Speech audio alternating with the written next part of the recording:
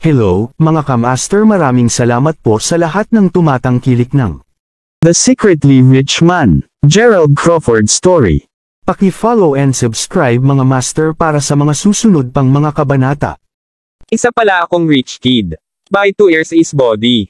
Kabanata 1361. Ngunit syempre sasama ako. Pagkatapos ng lahat, ito ang unang pagkakataon na iminungkahi mo pa sa akin na manatili sa tabi mo. Sagot ni Kayina na may mapang-akit ng ngiti. Naririnig iyon, tumango lang si Gerald sa kanya ng isang malabong ngiti. Naturally, hindi niya sasabihin sa kanya na ililigtas niya ang babaeng puti sa hating gabi. Gayunman, nalaman din niya na kung hindi siya handang gumawa ng hindi bababa sa kaunting kompromiso, tiyak na magtatapos siya sa pagdurusa ng higit na pagkalugi ay dapat masira ni Queen ang kanyang mga pagsisikap habang ipinatawag niya ang babae sa kaluluwa ni White. Makalipas ang isang oras nang tinanong ni Gerald, Seth, naaalala mo ba talaga kung nasaan ang ahas ng ahas? Ang trio na kasalukuyang sumusunod kay Seth pagkatapos ng lahat ng apat sa kanila ay pumasok sa bundok na consisted ni Rosie na nag-usisa tungkol sa yungib ng ahas kay Ina na sumangayon na sumama mula nang inanyayahan siya ni Gerald at si Gerald mismo. Siyempre ginagawa ko. Gayunpaman, dahil ang lugar na ito ay sa halip ay liblib, kailangan ko pa ring tipunin ang aking mga bearings ng mas mahusay. Sagot ni Seth habang kiniskis niya ang likuran ng kanyang ulo bago lumakad sa itaas ng isang kalapit na bato. Pagkalipas ng ilang segundo, pagkatapos ay sinabi niya, natagpuan ko ito. Nandoon ito, panipi. Kasunod nito, pagkatapos ay siya ay tumayo bago pa man gumawa ng ilang mga hakbang pasulong at itulak ang ilang mga siksik na bushes sa tabi, kasama nito, isang pag-ikot na pasukan ng yungib na halos kasing taas ng isang tao inihayag ang sarili sa lahat. Isang mas batang si Seth ang unang nakulong dito habang siya ay masaya sa kanyang mga kaibigan. Naalala niya kung paano siya nang ahas ng kanyang mga kaibigan na pumasok sa yungib, at syempre, kinuha niya ang pusta. Naalala ni Seth na sa pagpasok sa yungib, natagpuan niya ang isang napakalaking piraso ng itinapon na ahas. Natagpuan din niya ang isang prutas sa yungib, at kinakain ito na pinayagan siyang makuha ang mga superpower na mayroon siya ngayon. Hindi alintana, ang snake skin ay ang malinaw na dahilan kung bakit pinangalanan ni Seth ang lugar na ito na The Snake Cave. Paglipat pabalik sa kasalukuyang araw, ang lahat ng apat sa kanila ay natagpuan ang pangangailangan na ibababa ang kanilang mga likuran ng bahagya habang nagpapatuloy pa sila sa yungib. Pagkatapos ng paglalakad ng ilang oras, gayunpaman, ang kuweba ay hindi nagtagal ay nagbukas. Bilang ito ay naging, iyon ay isang napakalaking silid ng bato sa yungib na matapat na maluwang. Matatagpuan mismo sa gitna ng yungib, ay ang malaking itinapon na ahas na sinabi sa kanila ni Seth. Mula sa masasabi ni Gerald, ang ahas na nagbuhos ng napakalaking tumpok ng balat ay madaling maging kasing lakas ng halimaw na nakipaglaban si Gerald sa lugar ng ilalim ng lupa noong siya ay nasa disyerto pa rin. Ano man ang kaso, si Seth na ngayon ay lumilitaw na pamilyar sa lugar na halos parang umuwi na lang siya pagkatapos ay ipinahayag, well, ito ang lugar. Kasunod nito, pagkatapos ay ngumiti siya bago lumipat sa searchlight na dinala niya at tumalikod sa madilim na kuweba. Sa tulong ng searchlight, sa wakas ay nakita ni Gerald ang kanyang paligid. Tulad ng inaasahan, ang mga kakaibang kwadro ay pinalamutian ang bawat sulok ng yungib. Sa pag-scan sa lugar, napansin pa niya ang pagkakaroon ng isang kaakit-akit na halaman na lumalaki mula sa loob ng isa sa mga crevice ng yungib. Gayunpaman, walang mga prutas na matatagpuan na lumalaki sa halaman. Iyon ang halaman na nakuha ko ang prutas mula sa likuran noon, gayunpaman, tila hindi na ito muling nagbigay ng anumang prutas mula nang napili ko ang nag-iisang lumalagong pabalik noong bata pa ako. Deduced Seth. Gaano katindi ang kakaiba, ang sinaunang halaman na ito ay tinatawag na isang lukra, at mayroon itong mahimalang mga pag-aari, dahil ang halaman ay nagdadala lamang ng isang solong prutas minsan sa buong buhay nito, tunay na maswerteng ikaw ang makakain nito. Hindi alintana, sigurado ako na ang kanilang mga prutas ay hindi epektibo sa mundo dahil sa kakulangan ng mga banal na espiritu, paliwanag ni Kayina ng may ngiti, na malinaw na alam niya na medyo alam niya ang halaman. Sumasang-ayon ako sa prutas na mapaghimala, pagkatapos ng lahat, nakakuha si Seth ng mga superpower sa pagkain nito, sagot ni Gerald kahit na ang kanyang focus ay nasa mga kwadro na gawa sa mga pader ng kuweba sa buong oras na ito. Mula sa nakikita niya, ang mga kwadro na gawa sa dingding ay napakatanda. Sinaunang, kahit na, matapos ang maikling pag-scan sa kanila, hindi nagtagal ay natagpuan ni Gerald ang kanyang sarili na nakataas ang isang maliit na kilay. Ang mga bagay na nakita niya sa mga dingding ay kakaiba, upang sabihin ang hindi bababasa. Para sa isa, ang isa sa mga kwadro na gawa ay naglalarawan ng isang may pakpak na humanoid figure. Tulad ng kung hindi ito sapat na kakaiba, ang tao ay kahit na may tatlong mata. Kabanata 1362. Bukod doon, mayroon ding ilang mga paglalarawan ng napakalaking mga ibon at hayop, at walang sino man ang maaaring sabihin kung sila ay iginuhit sa ganoong paraan. Patuloy na maiskan, nakita ni Gerald sa lalong madaling panahon ang isang pamilyar na imahe ng isang napakalaking nilalang na tulad ng bat. Sa pagtingin nito ng ilang sandali, natagpuan ni Gerald ang kanyang sarili na nag-iisip. Nakilala ko ang isang bagay na katulad sa likod sa minahan kung saan na-save ko si Yumi at nakuha ko ang tubig na may tubig, tama. Ang isang malaking bat na may ulo ng isang tao, habang una kong ipinapalagay na ito ay ilang mga demonyong bat na sumailalim sa napakalawak na pagsasanay, dahil sa mural na ito, hindi ito magiging tanong para sa ito ay talagang maging isang uri ng sinaunang nilalang na nakaligtas hanggang ngayon, ngunit, paano ito posible? Maraming mga kakaibang bagay sa paglalaro. Kudlit, ang pagtingin sa kay Ina na lubos na nabighani sa lahat ng mga bagay sa yungib sa ngayon tinanong ni Gerald. Sabihin mo, anong uri ng mundo ang inilalarawan sa mga dingding? Maaari ba talaga itong maging lupa? Panipi. Pagdinig ng tanong ni Gerald, sumagot siya pagkatapos, sa katunayan. Mas partikular, tila ito ang maalamat na lupa na umiiral ng milyon-milyong taon na ang nakalilipas. Nalaman ko ang tungkol sa pagkakaroon nito mula sa data na nakuha ko noong ako ay nasa Jeletre pa rin. Hindi alintana, ang mga kwadro na gawa ay tila naglalarawan ng isang prehistoric na sibilisasyon na dating lumibot sa mundo. Kung kailangan kong pangalanan ang eksaktong sibilisasyon, mayroon akong pakiramdam na ang mga mural ay nagpapakita sa amin ng nangyari sa panahon ng maikling buhay, ngunit labis na maluwalhating sibilisasyong Shanzuog. Panipi. Matapos marinig kung ano ang sinabi ni Kay Ina, agad na bumagsak ang panga ni Rosie. Walang sino mang masisisi sa kanya. Pagkatapos ng lahat, ang sinabi lamang ni Kay Ina ay natural na nakakahiya sa isang normal na tao. Si Gerald mismo ay magkakaroon ng parehong reaksyon tulad ni Rosie na hindi pa siya nakaranas ng napakaraming puntong ito. Hindi alintana, alam na ni Gerald na ang Earth ay nakakita ng maraming mga sibilisasyon na dumarating at dumaan sa puntong ito. Mula sa nalaman niya, nagkaroon ng isang sibilisasyon ng kakaiba at natatanging mga tao na naghula ng hitsura ng kahit na mga dinosaur. Habang ang mga dragon ay umiiral din sa edad na iyon, ang sibilisasyong iyon ay sa halip ay maikli ang buhay. Maaari bang ang mural na ito ay narito mula pa noong edad ng sibilisasyong Shanzuog? Muttered Gerald Mausisa. Walang ordinaryong mural ang maaaring manatiling buo para sa matagal na iyon, sigurado iyon. Sa pag-iisip nito, bakit hindi subukang gamitin ang iyong Thunder Essential Chi? Nagtataka ako kung may magbabago, iminumungkahi ni Kay Ina, ang kanyang mga mata ay nakalock pa rin sa mga kwadro na gawa. Alam na marahil alam ng Kay Ina ang tungkol sa lahat ng ito, sundin lamang ni Gerald. Pag-activate ng kanyang Thunder Essential Chi, dahan-dahan niyang na-skim ito sa buong mga pader na ipininta. Agad na humuhumaling sa sorpresa, natagpuan ni Kay Ina ang kanyang sarili na nagsabi, nagbago ito. Nagbago talaga ito. Tingnan mo, Gerald. Marami pang mga tao at marami pang impormasyon sa mural ngayon. Panipi. Nakita rin ni Gerald ang mga pagbabago, at ipinapalagay niya na pinilit ng kanyang mga aksyon ang buong mural na ganap na ibunyag ang sarili.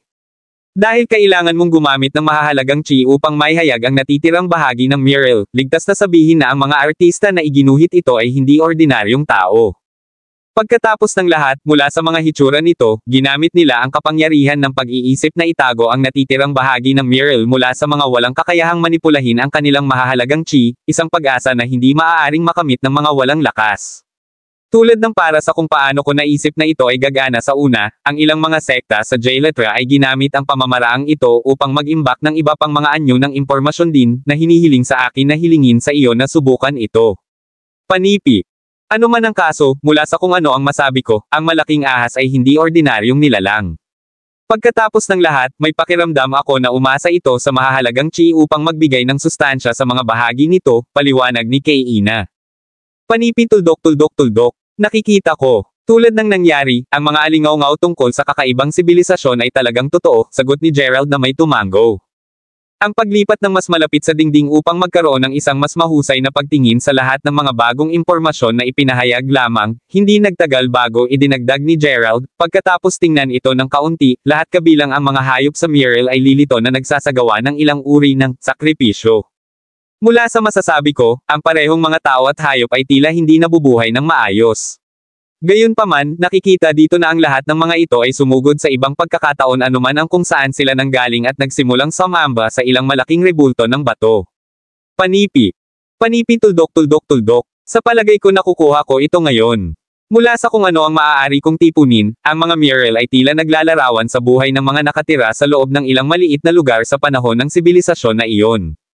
Para sa parehong mga hayop at mga tao na magkaisa, may pakiramdam ako na ang isang tao lamang ang maalamat na maaaring makamit nila ito sa ganoong tame time na paraan, sagot ni Kay-ina. Mayroon ka bang ideya kung sino ito? Tanong ni Gerald, natutuwa na nagpasya siyang dalhin siya. Pagkatapos ng lahat, alam niya ang maraming bagay. Bueno, nabasa ko ang tungkol sa maalamat na taong iyon sa isang sinaunang libro na natagpuan ko noong ako ay nasa Jailetre pa rin. Dahil si Jailetre ay isang lugar na lubos na kahawig ng prehistoric Shanzuog civilization, hindi nakakagulat sa akin na ang alamat ay nakatira doon. Gayunpaman, habang ang Jailetre ay katulad ng sibilisasyong iyon, ito ay sa pamamagitan ng mas mahina kumpara dito. Impyerno, hindi ito magiging isang kahabaan upang maangkin na ang sinuman mula sa sibilisasyong Shanzuog ay maaaring mangibabaw sa Jailetre ng madali.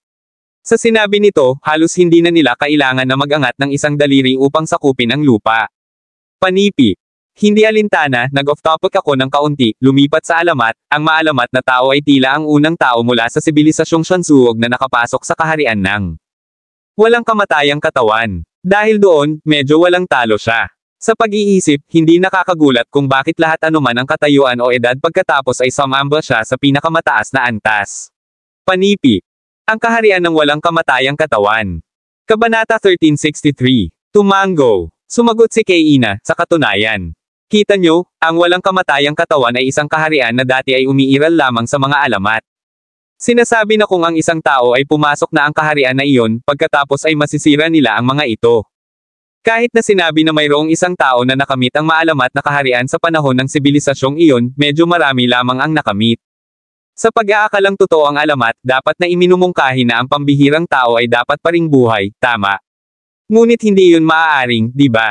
Dapat pa rin siyang namatay kasama ang kanyang sibilisasyon. Sabi ni Gerald sa halip ay mausisa.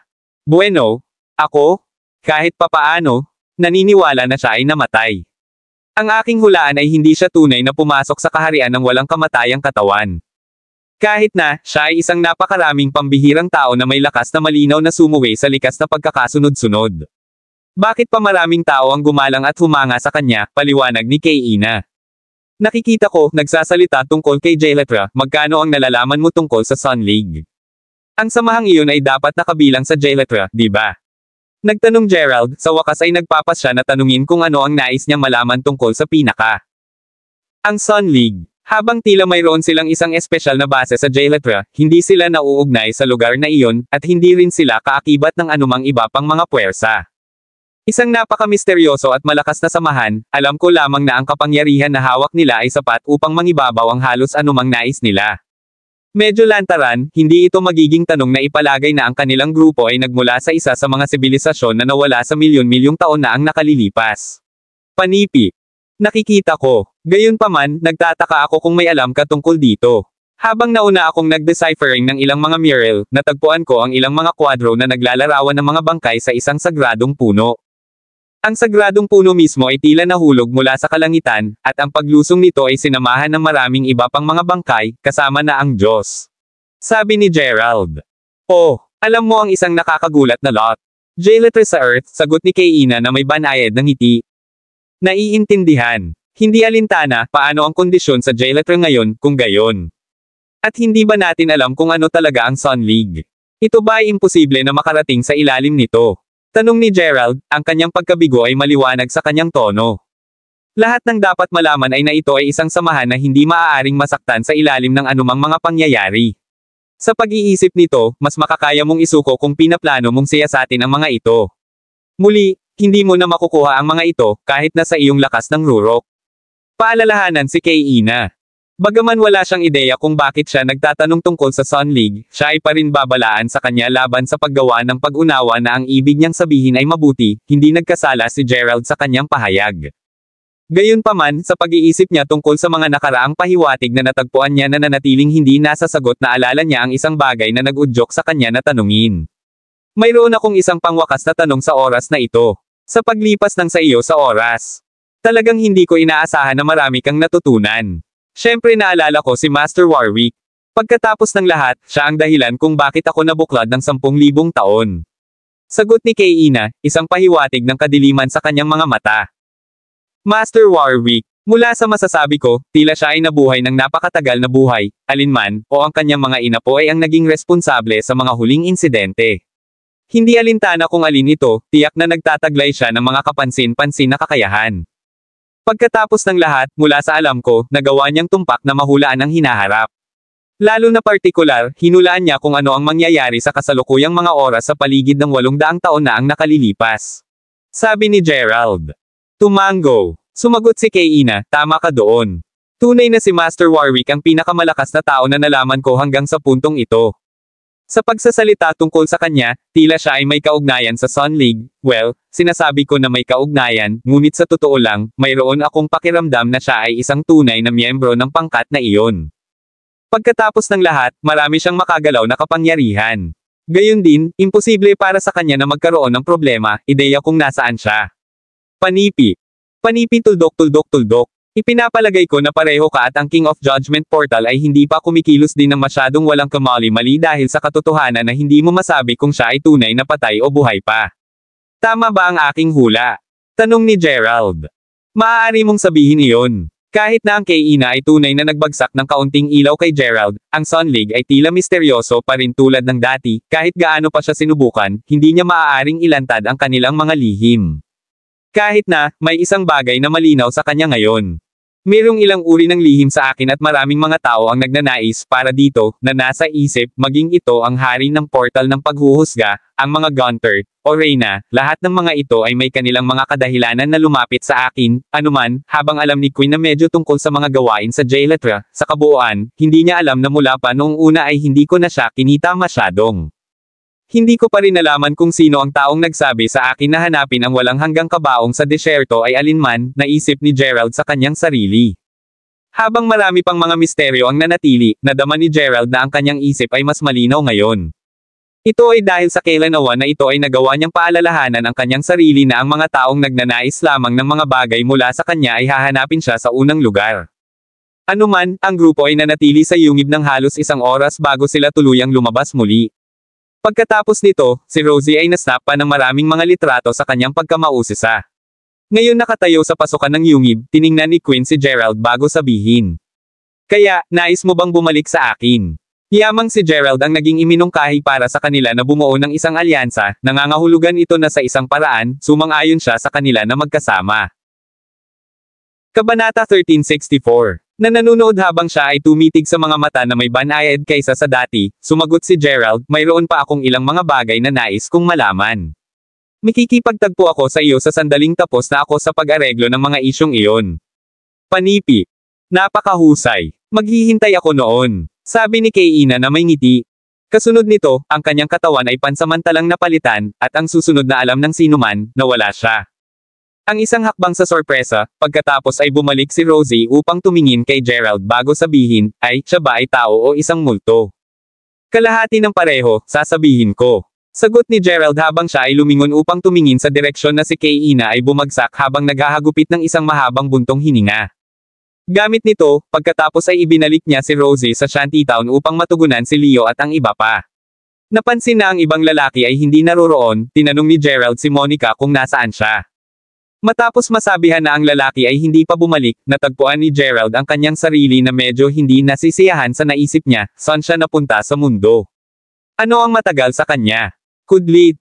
Ilang sandali pa nang sa wakas ay bumalik si Kaina sa manor na siya ay kasalukuyang naninirahan. Ang manor mismo ay mahigpit na binabantayan ng mga mula sa squad ng banal na pagkagalit. Nang makapasok sa manor, agad na binati si Kaina ng kanyang mga subordinate habang sila ay sumigaw, maligayang pagdating, Master. Nakakakita na siya ay nasa mabuting espiritu habang patuloy na naglalakad si Kaina, marami sa kanyang mga nakakagulat na mga subordinate ay natagpuan ang kanilang sarili na nag-iisip, may nangyari ba? Bakit napakasaya ng guro? Kudlit. Bago pa nila masasalamin ang higit pa, narinig nila na si Kaina ay nagtanong, may nagtangkang magdulot ng anumang problema dito sa aking 2 araw na kawalan. Hindi naman, Master. Nakikita ko. Anumang may ulat tungkol sa Miss Fenderson. Panipi. Nanatili siya sa kanyang silid sa buong oras na ito, Master. Sa pag-iisip nito, nag-uutos ako ng mga lingkod na alagaan siya. Sumagot ang isa sa mga subordinate. Mahusay. Ngayon pumunta dalhin si Miss Fenderson dito. Mayroon akong ilang mga bagay upang sabihin sa kanya. Inutusan si Kay-ina habang naglalakad pa siya sa manor. Sa buong paglalakbay niya, si Kay-ina ay masigasig na sabihin kay Jasmine na sa wakas ay sumang-ayon si Gerald na makasama siya. Pagkatapos ng lahat, sinabi ni Jasmine sa kanya na gustong-gusto lamang ni Gerald ang kanyang kasalukuyang kasintahan. Sa pag-iisip nito, nais ni Kay-ina na maayos na tanungin si Jasmine kung nakatayo pa rin ang kanyang pahayag. Marahil ito ay dahil kay Kay-ina na labis na nag-iisa sa loob ng libu-libong taon, ngunit natagpuan niya ang kanyang sarili na nakikita si Jasmine bilang isang mabuting kaibigan na maaari niyang kumpirmahin. Habang kailangan niyang aminin na ang gayong matalik na pagkakaibigan ay isang medyo bago at kakaibang karanasan para sa kanya, kahit na sa wakas ay mayroon siyang isang tao na maaaring magkaroon siya ng isang pakikipag-usap sa puso. Habang ipinagpapatuloy niya ang pag-iisip tungkol dito, ang isa sa kanyang mga lingkod ay biglang nagsimulang tumakbo mula sa dulo ng bulwagan, talampakan siya habang sumisigaw siya, Master. Isang bagay na kakila-kilabot ang nangyari. Panipi. Ano ang mali? Tanong ni Kay-ina na may bahagyang pagsimangot. Miss Fenderson. She? Binulong ng alipin na natakot na hindi rin siya maglakas loob na tapusin ang kanyang pangungusap. Ano ang mali sa kanya? Bart ang subordinate mula sa dati. Well. Nasa loob pa rin siya ng kanyang silid nang pumunta ako upang dalhin siya sa agahan ng mas maaga, ngayon, gayunpaman, siya ay, nawala siya. At si Hattie ang kanyang personal na katulong ay nahulog din sa isang pagkawala ng malay. Iniulat ang alipin habang siya ay agad na lumuhad sa harap ni Kay-ina, lubos na natatakot. Kabanata 1365. Ano? Nawala siya. Ungol ng Reyna sa galit. Please spare me, Master. Talagang nasa silid pa rin siya. Habang naririnig ko siyang nakikipag-usap sa isang tao kanina, hindi ko ito binibigyang pansin dahil sa simpleng ipinapalagay ko na nakikipag-usap siya kay Hattie. Sa oras na pumasok ako upang suriin muli siya, wala na siyang makikita at si Hattie ay nasa isang koma. Panipi. Tulad ng sinabi ng lingkod dati, si Hattie ang personal na dalaga na itinalaga ni Kay-ina para kay Jasmine, at totoo sa mga salita ng alipin, ang pangalawang Kay-ina ay pumasok sa silid para sa kanyang sarili, natagpuan niya na si Jasmine ay talagang wala at si Hattie ay nakahiga pa rin sa isang koma. Kasunod nito, ipinikit ni Kay-ina ang kanyang mga mata ng bahagya upang mag-concentrate sa kanyang paligid. Maya-maya pa, binuksan niya muli ang mga ito bago malamig na nagsasabing, mula sa masasabi ko, na iligtas siya ng iba kanina. Naniniwala ako na hindi sila nakatakas sa malayo, kaya ilunsad ang isang agarang paghahanap ng partido para sa kanila sa paligid ng lugar. Panipi. Nanginginig sa takot, agad na sumunod ang lahat, tumatakbo upang matupad ang mga utos ni Jasmine. Samantala, ang isang bahagyang natatakot na Jasmine ay natagpuan ang kanyang sarili sa pamamagitan ng isang malaking ilog habang siya ay patuloy na sinusubukan na makipaglaban ng malaya mula sa random na nasa edad na may edad na inagaw sa kanya. Ang kakaibang tao ay lumitaw sa kanyang silid mga kalahating oras na ang nakakaraan, at nang hindi nagsabi ng isang salita, madali niyang kumatok si Hattie bago dalhin siya sa lahat ng paraan dito sa hindi kapani-paniwalang mataas na bilis. Sa katunayan, napakabilis niya na sa buong paglalakbay nila sa Riverside, naramdaman ni Jasmine na parang lumilipad siya. Bukod kina Gerald at Kay-ina, wala pa ring nakita si Jasmine na may kakayahang ito, at matapat iyon kung ano ang pinakatakot kay Jasmine. Ang katotohanan na dinala niya siya sa ilang malaking ilog na napapalibutan ng mga matataas na puno ay nagsilbi lamang upang madagdagan ang kanyang takot. Mangyaring, hayaan mo lang akong malaya, sino ka man? Tanong ng takot na Jasmine.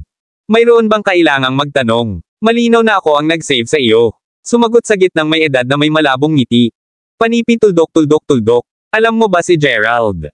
Siya ba ang nagsabi sa iyo na dumating iligtas ako? Tanong ni Jasmine, hindi alam kung sino pa ang maaaring makilala sa isang pambihirang tao maliban kay Gerald. Sa isang paraan, hindi alintana, kahit na hindi niya sinabi sa akin na iligtas ka, nagawa ko pa rin ito. Sinabi ng bahagyang hunchback na lalaki na nagdadala din ng kakaiba, malaking bag sa kanyang likuran sa buong oras na ito habang siya ay nag-flash ng isang medyo mapait na ngiti. Bagaman ang kanyang mukha na puno ng peklat na dinala ng mga marka ng pagkasunog ay matakot sa kahit sino, narinig ng pangalawang Jasmine ang sinabi niya, agad siyang napuno ng kagalakan. Kaya alam mo talaga si Gerald. Nasaan na siya ngayon? Bakit hindi siya lumapit upang mailigtas ako mismo? Tanong ni Jasmine, mga pahiwatig ng pagkabalisa sa kanyang tinig. Matagal na niya akong kasama, at kasalukuyang abala siya sa pakikitungo sa isang bagay na mahalaga. Hindi alintana, dahil alam mong mabuti si Gerald, sigurado akong alam mo na mayroon siyang malambot na lugar para sa iyo. Sa pag-iisip nito, hanggat nakalock ka pa rin ng babaeng iyon, hindi siya makakain o makatulog ng maayos. Ipinaliwanag ang nasa edad na tao. Nang marinig iyon, natagpuan ni Jasmine ang kanyang sarili na umaapaw sa kagalakan. Kaya't siya ay makabuluhan pa rin sa kanya. Bueno, marahil hindi makabuluhan, ngunit kahit papaano, nag-aalala pa rin siya para sa kanya. Sa sandaling iyon ay napagtanto ni Jasmine na hindi siya nagnanais ng marami. Pagkatapos ng lahat, ang lahat ng ito ay nasiyahan sa kanya ay para kay Gerald na magpakita ng pag-aalala tungkol sa kanya, tulad ng siya ay kasalukuyang. Panipi tuldok. Manatili, sinabi mo sa akin na kahit na hindi sinabi sa iyo ni Gerald na iligtas ako, nagawa mo pa rin ito. Bakit ganon, Ginoo? Tanong ni Jasmine, pakiramdam na bahagyang nalilito.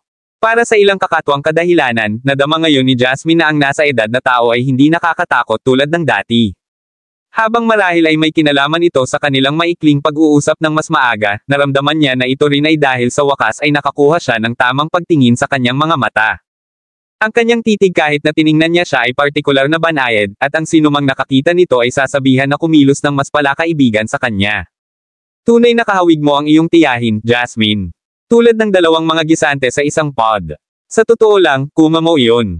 Kawawa ka pa sa Kate. Sagot ng lalaki na may kaunting chuckle. Ikaw, alam mo ang aking pangalan. Sa totoo lang, hawakan mo, alam mo pa kung sino ang tiyahin at pinsan ko. Sino? Sino ang eksaktong ikaw?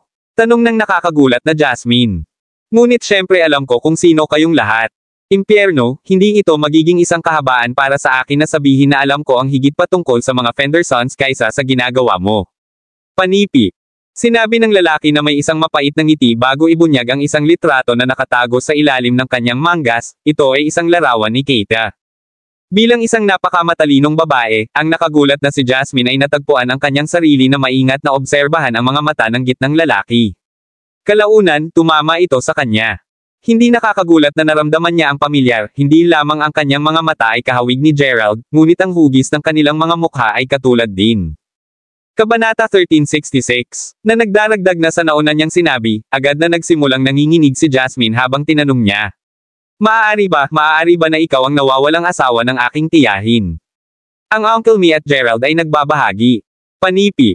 Shock lang habang ngumiti siya, sumagot ang lalaki, tunay na matalino katulad ng iyong tiyahin, Jasmine. Panipi tuldok. Kaya, totoo talaga. Bulalas ni Jasmine habang tinatakpan niya ang kanyang bibig sa pagkabigla. Panipi tuldok. Sir hindi? Uncle, hindi ka ba nawala sa edad? Bakit mo lang ipinapakita ang iyong sarili ngayon? Gayon din, paano naging ganito ang iyong hitsura? Panipi. Batay sa kung ano ang sinabi sa kanya ng kanyang tiyahin, si Peter Crawford ang kanyang tiyuhin ay medyo gwapo at matikas na tao. Sa pag-iisip, ang kanyang kasalukuyang nakatagong ekspresyon ay mabigla tungkol sa sinuman. Sabihin lang natin na kailangan kong tapusin ang ganitong paraan upang makatakas. Gayunpaman, ang hitsura na ito ay hindi lahat ng masama dahil pinapayagan nitong itago ang aking tunay na pagkakakilanlan. Sa katunayan, salamat sa kung paano ako tumingin na madali kong mag-imbestiga ng ilang mga insidente. Sagot ni Peter, ang kanyang mga mata ay bumalik sa kanilang dating katahimikan. Kung gayon, ipinapalagay ko na wala pa ring ideya si Gerald kung sino ka, di ba? Na ikaw ang tiyuhin na hinahanap niya sa buong oras na ito. Tanong ni Jasmine. Syempre hindi siya. Pagkatapos ng lahat, hindi ko pa napagpasyahan kung ang isang tiyak na tao ay mabuti o masama pa, gayunpaman, mas mabuti kung hindi ko ibunyag kung sino talaga ako kay Gerald. Bukod, maaari ko pa rin siyang tulungan sa lihim. Sabi ni Peter na may ngiti. Sino ang eksaktong sinusubukan mong malaman ay mabuti o masama? Tanong ni Jasmine. Nakalulungkot, hindi ko maipaliwanag iyon. Alamin lamang sa ngayon na ang lahat ng aking mga pagsisikap ay mag-aaksaya kung hindi sinasadyang nakalantad ang pangyayaring iyon. Kung saan, hindi ko rin dapat ibunyag ang aking tunay na pagkakakilanlan sa iyo. Ngayon, Jasmine, sa pag-iisip nito, mangyaring ay pangako na panatilihing lihim ang aking pagkakakilanlan sa pansamantala. Sabi ni Peter. Si Peter ay palaging isang mahinahon na tao, at para sa kanyang pagsisiyasat, palagi niyang pinigilan ang kanyang pagnanais na matugunan ang kanyang pamilya sa buong oras na ito, anuman ang kung gaano niya ito nakuha. Sa kasamaang palad, ang pangalawa na nalaman niya mula kay Gerald na si Jasmine ay nakuha ni kay Ina, alam niya na hindi niya may pagpapatuloy na panatilihin ang pagnanais na mapigilan. Sa pag-iisip nito, lihim niyang sinimulan ang kanyang paghahanap kay Jasmine mula pa noong araw na iyon. Nang maglaon ay hinahanap siya, kinuha niya ang pagkakataon na magpatuloy sa isang misyon ng pagliligtas. Habang pinlano niya lamang na iligtas siya nang hindi isiniwalat kung sino talaga siya sa una, si Jasmine ay simpleng katulad ng hitsura sa kanyang tiyahin para sa isip ni Peter na hindi mabomba sa isang serye ng mga saloobin. Sa huli, sumuko siya at natapos na ibunyag ang kanyang tunay na pagkakakilanlan na si Jasmine. Ngunit syempre, tiyuhin pa rin, saan tayo pupunta sa ngayon? Tanong ni Jasmine. Ano, hindi mo ba nais na makilala si Gerald? Inaalam ko na bumalik siya ng ilang oras ngayon, kaya't dadalhin kita upang makisama muli sa kanya. Sabi ni Peter. Matapos makita si Jasmine nod, pagkatapos ay nagsimulang humantong si Peter. Gayunpaman, ilang hakbang lamang ang lumipas nang tumigil siya sa kanyang mga track. Ang kanyang dating tahimik na mga mata ngayon ay bahagyang lumawak habang naramdaman niya ang isang chill na tumatakbo sa kanyang likuran. Nakita ni Peter na maingat na naskan ang kanyang paligid bago sabihin. Natatakot ako na kailangan nating antalahin ang aming pagbabalik ng halos isang oras, Jasmine. Ha, bakit? Panipi. Dahil hindi ko nais na sundin ako ng mga stalker na iyon. Kapag alam nila kung saan ako nakatira, tiyak na masisira nila ang lugar na iyon. Sa pag-iisip nito, gugugol ko muna ang oras sa pag-alis ng mga ito. Sagot ni Peter na may isang maikling ngiti. Ngunit, walang sino man dito kundi kami, tama na tiyuhin. Sabi ni Jasmine habang nakatingin sa paligid. Hindi mahalaga kung gaano kahirap ang pag-scan niya sa lugar, tila hindi na tila anumang mga bakas ng mga tao sa malapit. Huwag mag-abala sa paghahanap sa kanila. Halos 50 milya ang layo nila, at nahahati sila sa 4 na pangunahing pangkat na patungo sa 4 na direksyon ng Cardinal. Mayroong kasalukuyang tungkol sa 12 ng mga ito na patungo sa aming direksyon ngayon. Sagot ni Peter habang ang kanyang mga mata ay pansamantalang kumislap ng isang madilim na berde. Naririnig iyon, ang sabay na takot at nagulat na si Jasmine ay nagtanong. Ikaw, malinaw mong makita hanggang 50 milya ang layo, tiyuhin. Haha, 50 milya ay wala sa akin. Nakikita ko pa ang malayo, sagot ni Peter na may isang mapait na ngiti. Kabanata 1367. Ayon kay Peter, ang pangkat ng mga tao ay gumagalaw sa napakataas na bilis, at sapat na totoo, si Jasmine ay agad na nakarinig ng kanilang mabilis na papalapit na mga yapak. Hindi nagtagal bago ang 12 o kaya ang mga tao ay nakagapos mula sa gubat, at ang pangalawa ang tao na tila pinuno ng pangkat ay naganap ang duho, agad siyang sumigaw, natagpuan namin sila. Palibutan sila kaagad. Panipi. Tama siyang maging nasa sabik. Pagkatapos ng lahat, kung ang lahat ay napunta ng maayos, kung gayon ang kanyang grupo ay tiyak na makakakuha ng karangalan sa paggawa ng isang mahusay na kontribusyon dahil sila ang una na hanapin si Jasmine. Maging ang mga mata ng 11 iba pang mga kalalakihan ay naiilawan, na iniisip na ang kanilang tagumpay sa tagumpay ay nakatayo sa harap nila. Ano ang dapat nating gawin, Uncle? Lahat sila ay napakalakas, sabi ni Jasmine sa halip sabik. Dahil matagal na siyang nanatili sa tabi ni Keina, alam na niya kung gaano kalakas ang kanyang mga tauhan. Haha, hindi nila kami masaktan kung panatilihin ko sila kung nasaan sila ngayon. Ngayon tumayo ka, Jasmine. Sagot ni Peter na may malabong ngiti habang binuksan niya ang bag na dala niya sa buong oras na ito at nakuha ang isang busog na tila ginawa mula sa itim na ginto pati na rin isang arrow. Sa oras na naglalayong si Peter sa 12 lalaki, mayroon lamang isang 300 metro na agwat sa pagitan nila. Ang pangalawang Peter ay naglabas ng arrow, gayunpaman, napanood ni Jasmine ang malapad na mata habang ang arrow ay naging purong ilaw bago maghomang sa lahat ng kanilang mga assailant. Nakatitig sa kawalan ng paniniwala habang ang sinag ng ilaw na tinusok sa bawat isa sa kanila, sa oras na ang alikabok na ulap na nabuo dahil sa napakalawak na puwersa ng ilaw na araw na naayos na, lahat ng 12 ng mga kalalakihan ay nagsisinungaling na walang malay sa lupa.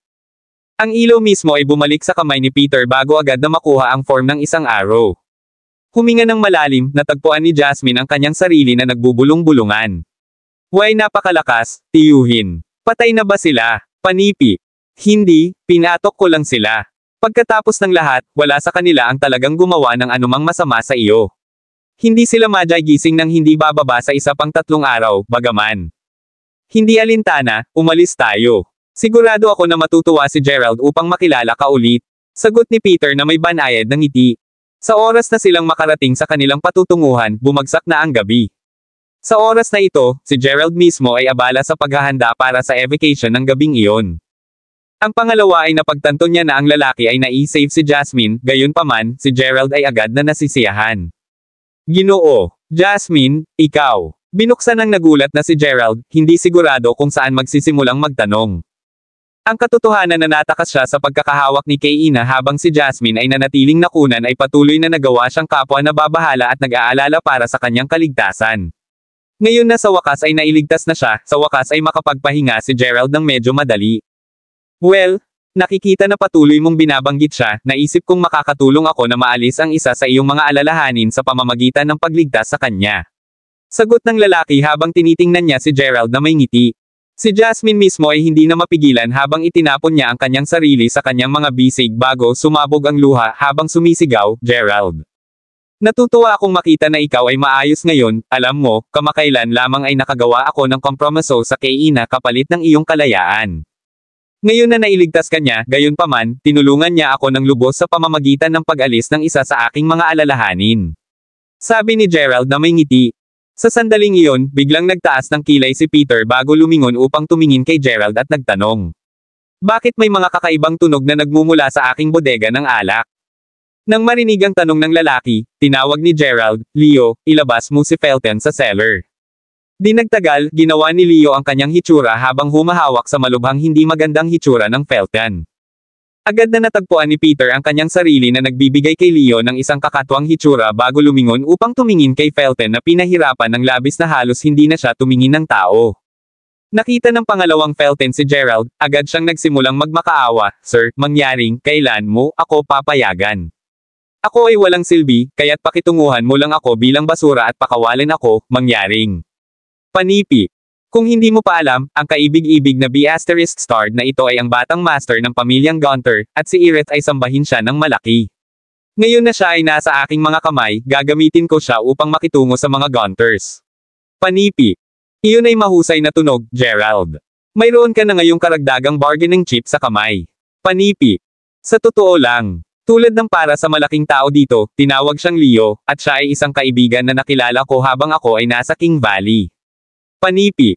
Naririnig iyon, inatros ni Peter ang kanyang kakaibang titig habang tinitingnan niya si Leo na may ngiti bago sabihin. Nakikita ko, lumilitaw siyang isang pambihirang tao na may pambihirang lakas. Tila mayroon kang tunay na reward na paglalakbay. Nagsasalita kung saan, ano ang pinaplano mong gawin sa mga iyon. Panipi. Napansin na nagtanong si Peter tungkol sa sakripisyo ng altar na na-set up, pagkatapos ay ipinaliwanag ni Gerald na pinaplano niyang ipatawag ang babaeng nasa kaluluwa ni White dito. Labis na nalulugod na marinig ang lahat ng pag-unlad ni Gerald, sinabi ni Peter, well, dahil magaganap lamang ito sa hating gabi, bakit hindi tayo magkasama? Pagkatapos ng lahat, maaga pa rin ngayon at medyo mahirap para sa amin na magtipon tulad nito. Panipi. Sumasang-ayon ako. Ito ay magiging isang muling pagsasama-sama ng hapunan. Idinagdag ni Jasmine na may ngiti. Isang reunion dinner. Tanong ni Gerald, bahagyang nakakagulat. Kabanata 1368. Well, dahil si Sir at ako ay pinamamahalaang bumalik ng ligtas at natagpuan mo pa ang isang mahusay na katulong, hindi ba tama para sa amin na mag-host ng isang muling pagsasama-sama ng hapunan? Ano pa, tinatrato ko na ang Sir na ito tulad ng pamilya mula sa sandaling iligtas niya ako. Sinabi ni Jasmine na may kamalayan na halos gumawa siya ng isang slip ng dila. Sa kabutihang palad, ang kanyang paliwanag ay tila gumana habang tumawa si Gerald bago sumagot, well, hindi ka mali doon. Naisave din niya ang aking buhay, alam mo. Mula pa nang magkaroon ako ng malay, tinatrato ko rin siya tulad ng pamilya. Well sinabi, magkaroon ng isang muling pagsasama-sama ng hapunan ngayong gabi.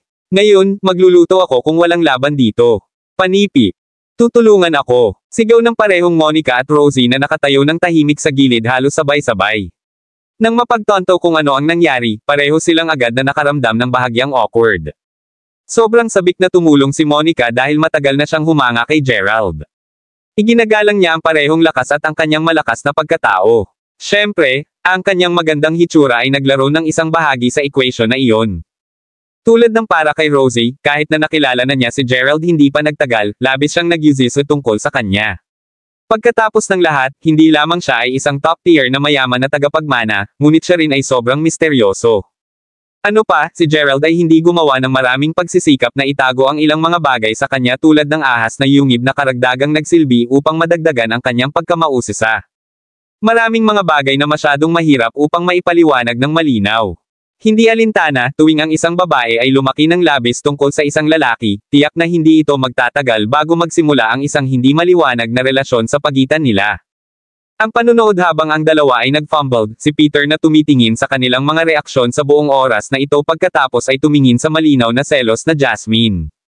Si Gerald ay tunay na anak ng aking nakatatandang kapatid, kahit papaano, mayroon siyang kilos na ang aking kapatid ay bumalik noon. Naisip ni Peter sa kanyang sarili habang siya ay ngumiti ng bahagyang mapait. Gamit nito, nagsimula ang paghahanda para sa muling pagsasama-sama ng hapunan. Sa lalong madaling panahon sapat na, ang pagkain ay pinaglingkuran, at kahit na ang kapaligiran ay magkakasuwato sa buong pagkain, ang lahat ay tila sa halip ay masigasig sa kanilang sariling mga saloobin. Hindi nagtagal bago dumating ang hating gabi, at natagpuan ni Gerald ang kanyang sarili na nakatingin kay Rosie bago sabihin, magiging lantaran ako at sasabihin na ito ang aking unang pagkakataon gamit ang taktika na ito. Sa madaling salita, hindi ako sigurado kung gagana ba ito o hindi. Hindi alintana, habang maaaring medyo mahirap para sa iyo sa darating na 2 araw, sinisiguro ko sa iyo na ang proseso ay hindi masaktan ng kaunti, makaligtaan ang mabagal. Panipi. Nodding bilang tugon, maganda ang naupo ni Rosie sa gilid bago isara ang kanyang mga mata. Si Gerald, sa kabilang banda, ay nakaupo sa cross-legged bago agad na gumamit ng pagsabog ng kulog sa tulong ng kapangyarihan ng Dragon Blood Jade Pendant upang subukang ipatawag ang pag-iisip ng babae sa kaluluwa ni White. Tulad ng lahat ng nangyayari, isang malabong ilaw ang nagsimulang mag-iilaw sa taas ng kristal na walang hanggang kabaong na kasalukuyang nasa silid ng pamilya ng Gunter. Kasunod nito, ang ilaw ay madaling sumabog bago ang figure ng isang tao ay dahan-daang nagsimulang materializing, at sa huli, naging maputi ang babae. Nakaupo sa taas ng walang hanggang kabaong, mayroong isang pahiwatig ng pag-asa sa parehong mga mata. Kaya, bakit ka nagpasya na lumabas ngayon? Maaari bang lumaki ka ng labis na kailangan mo lang makipag-usap sa isang tao? Nagtanong ng isang tinig na inilalabas mula sa isang madilim na orb ng ilaw.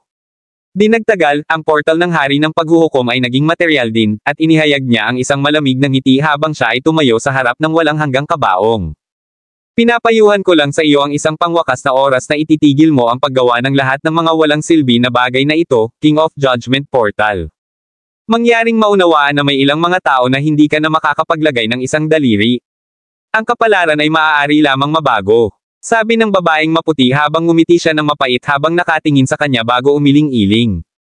Alam mo, kinamumuhian ko ang kasalukuyang ekspresyon na ipinapakita mo sa akin. Malalaman ko na pagkatapos na lumipas ang gabing ito, ang pag-iisip ng aking kaluluwa ay sa wakas ay sapat na upang maging materialize. Kapag nangyari iyon, hindi na ako mag-alala tungkol sa pagtakbo mo na, kahit na wala akong aktibong pormasayon upang maisil ka. Sagot ng hari ng paghuhukom ng portal. Habang ipinanganak ka sa isang prestihiyosong pamilya pabalik sa Jaletra, payagan akong paalalahanan sa iyo na pinamamahalaan mo lamang na sanayin ang iyong multo na katawan sa pamamagitan ng pag-apo ng panlalaki ng iba. Wala ka na ngayon kaysa sa isang demonyo sa aking libro, at sa huli, ang lahat ng iyong ginagawa ay naghuhukay ng iyong sariling libingan. Sabi ng babaeng maputi habang tinitigan niya siya. Kung paanong ang portal ng hari ng paghuhukom ay malapit ng mag-retort, nanlaki ang kanyang mga mata habang pinapanood niya ang buong katawan ay biglang nagsimulang kumikinang. Tulad ng kung hindi pa nakakagulat na sapat, isang pintuan ng ilaw na nakalink sa labas ng mundo hindi gaanong nagsimula ang nagniningning sa isa sa mga pader ng bato. Ang panunood habang ang kumikinang na babae sa puti ay mabilis na nagsimulang pagsamahin sa ilaw mula sa dingding, ang portal ng Flabbergasted King of Judgment Portal ay agad na nagbulong, ano? Paano mo lang pinapansin ang aking pormasayon? Panipi. Lumingon upang tumingin sa kanya, ang babae ay simpleng sumagot, sinabi ko na sa iyo na ito ang magiging pangwakas na oras na pinayuhan kita. Sa sinabi nito, inaasahan kong maaalala mo ang sinabi ko at pigilan ang paggawa ng mas masamang gawa. Muli, kung magpapatuloy ka sa pagbaba ng landas na ito, mas malalim ka lang ang iyong libingan. Panipi. Sa sandaling natapos ang kanyang pangungusap, agad niyang sinimulan ang paglabas ng mas maraming ilaw. Kahit na tinangka ng King of Judgment Portal na pigilan siya mula sa pagtakas, mabilis niyang napagtanto na hindi rin siya makakapalapit sa ilaw. Anong uri ng kapangyarihan kahit na ito? Sigaw ng taong nakakagulat, ang kanyang ekspresyon ay labis na nakatago. Sa isang pangwakas na malakas na flash, ang babaeng nasa katawan ni White ay ganap na nakapaloob sa ilaw.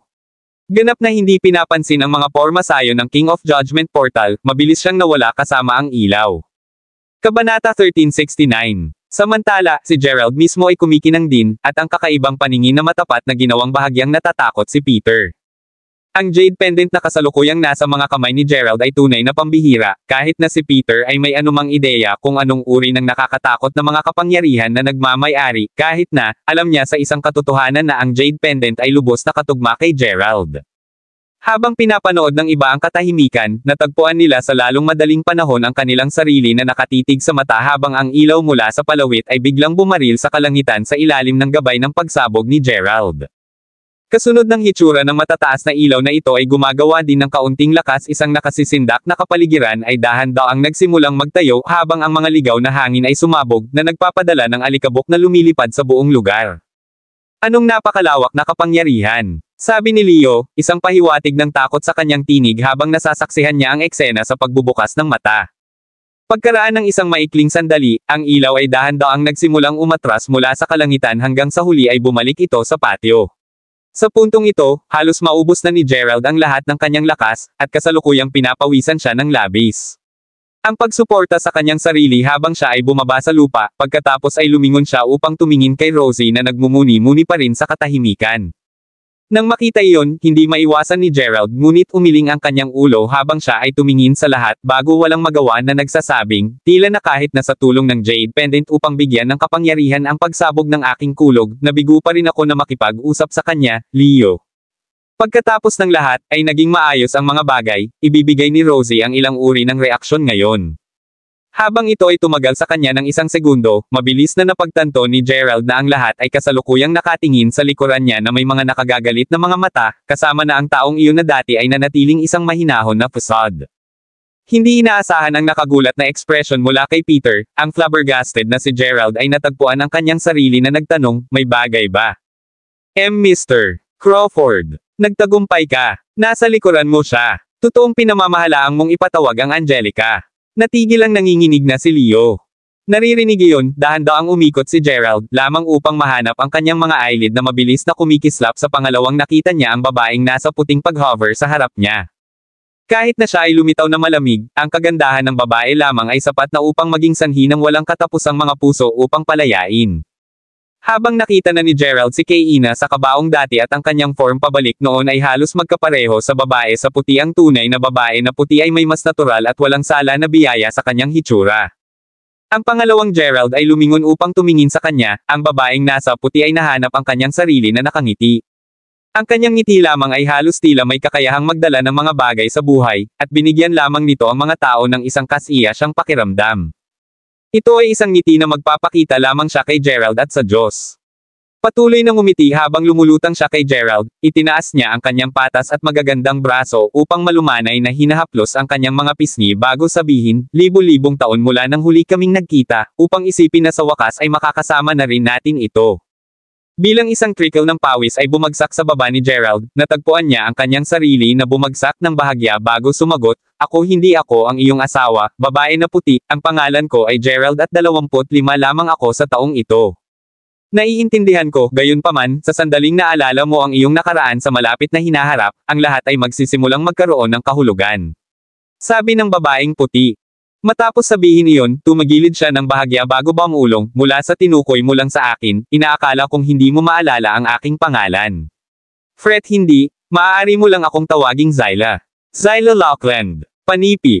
Nang marinig iyon, agad siyang tumango. Sa likuran ng duo, si Peter mismo ay nakatitig sa malapad na mata kay Zyla, pakiramdam na lubos na nagulat. Gayunpaman, siya rin ay napuno ng may paggalang dahil wala siyang ideya kung paano pinamamahalaang ni Gerald na makuha ang pabor ng babaeng tulad ng engkanto. Pagkatapos ng lahat, kapwa siya at si Limes ang Diyos ng labanan ay isang maalamat na mag-asawa na nasisiyahan sa napakataas na katayuan sa Jailatra. Tulad ng para kay Jasmine, natagpuan niya ang kanyang sarili na nakaharap sa isang hindi maipaliwanag na kalungkutan habang tinitigan niya si Zyla.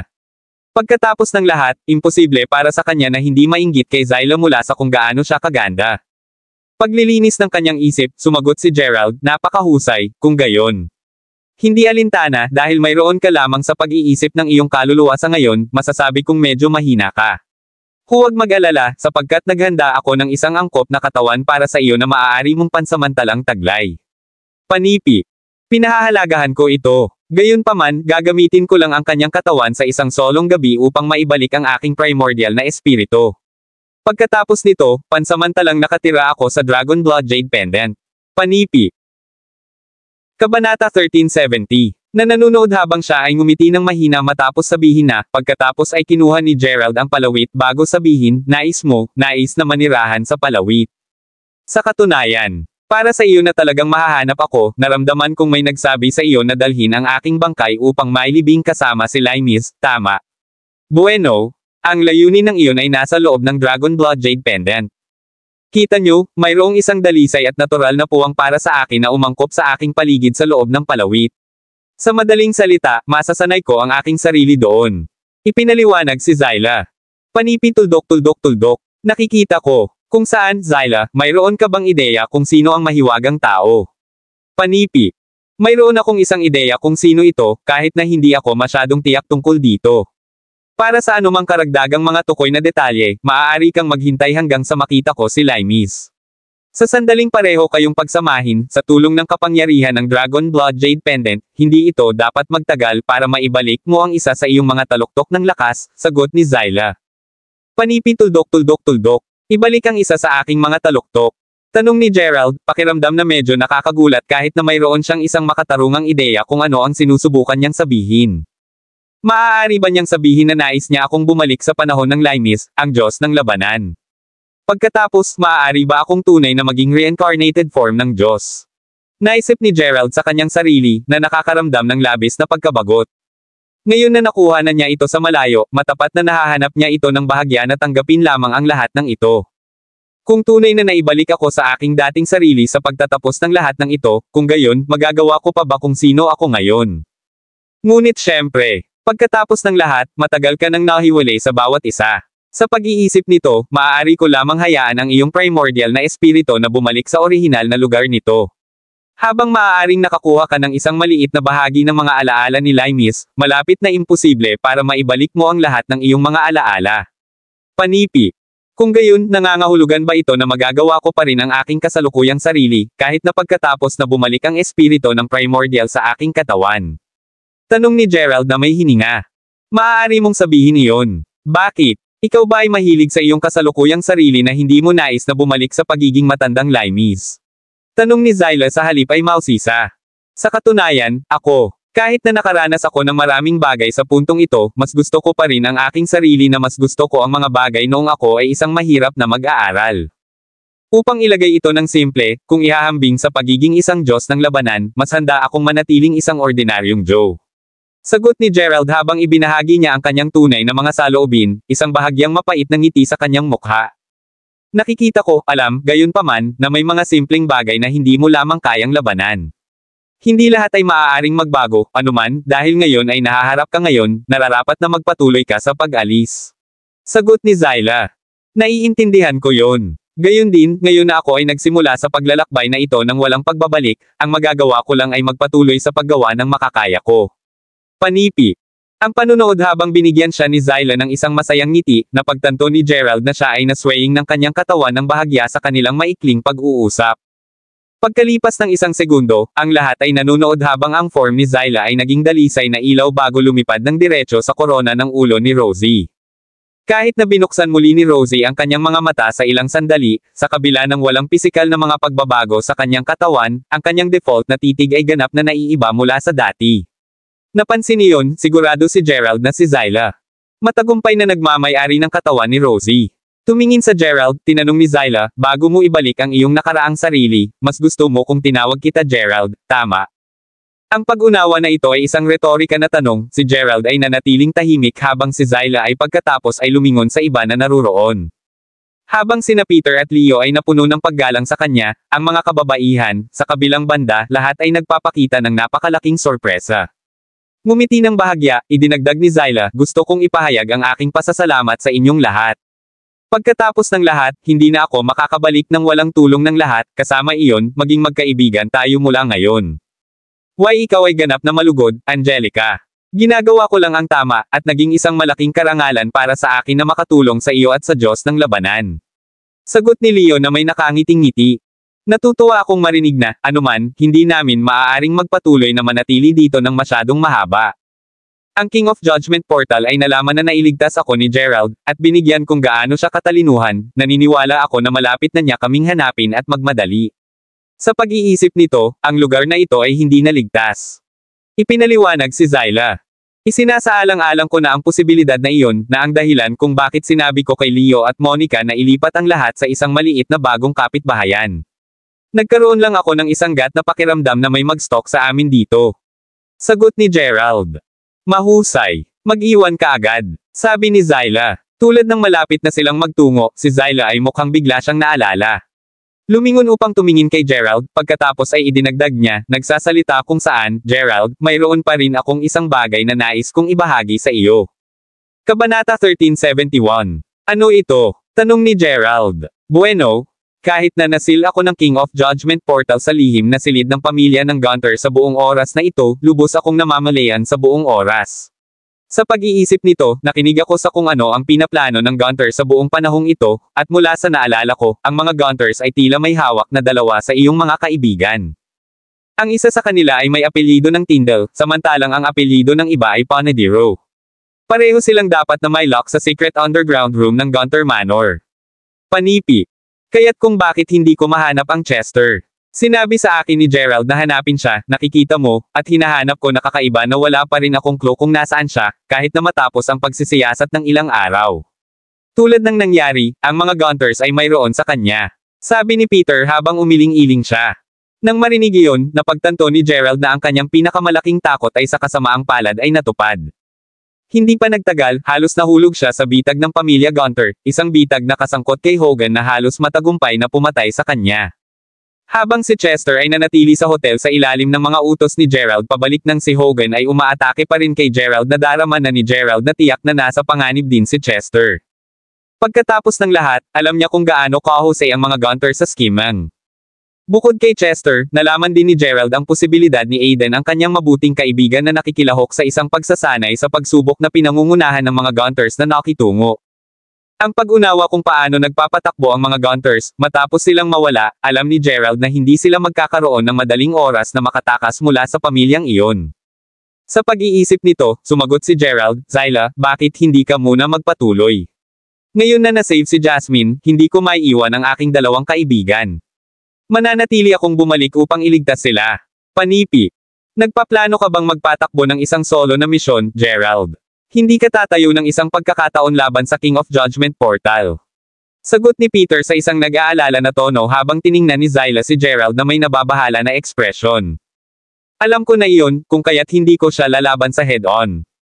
Huwag mag-alala, sapagkat may plano ako. Nagtitiwala ako na kasama nito, ililigtas ko ang aking mga kaibigan at makatakas ng ligtas. Sabi ni Gerald na may ngiti. Tapat na naisip ni Gerald ang ideya ng pag-sneak sa Gunter Manor mas maaga habang iniisip kung paano makakuha ng mas maraming balita at impormasyon mula sa mga Gunters. Upang isipin na ang kanyang paunang plano ay magtatapos na ginagamit bilang isang pamamaraan upang iligtas ang kanyang mga kaibigan. Hindi alintana na nakikita kung gaano katindi ang pagiging Gerald, ang iba ay alam na mas mahusay kaysa sa hikayatin siya laban dito. Medyo lantaran, si Zyla mismo ay tila may kumpiyansa sa desisyon ni Gerald. Napakahusay, kung gayon. Dahil iyon ang kaso, pupunta muna tayo sa desyerto sa Northwest.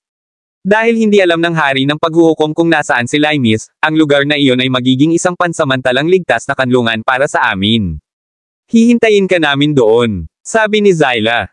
Mahusay. Malapit na rin akong magmungkahi ng parehong bagay.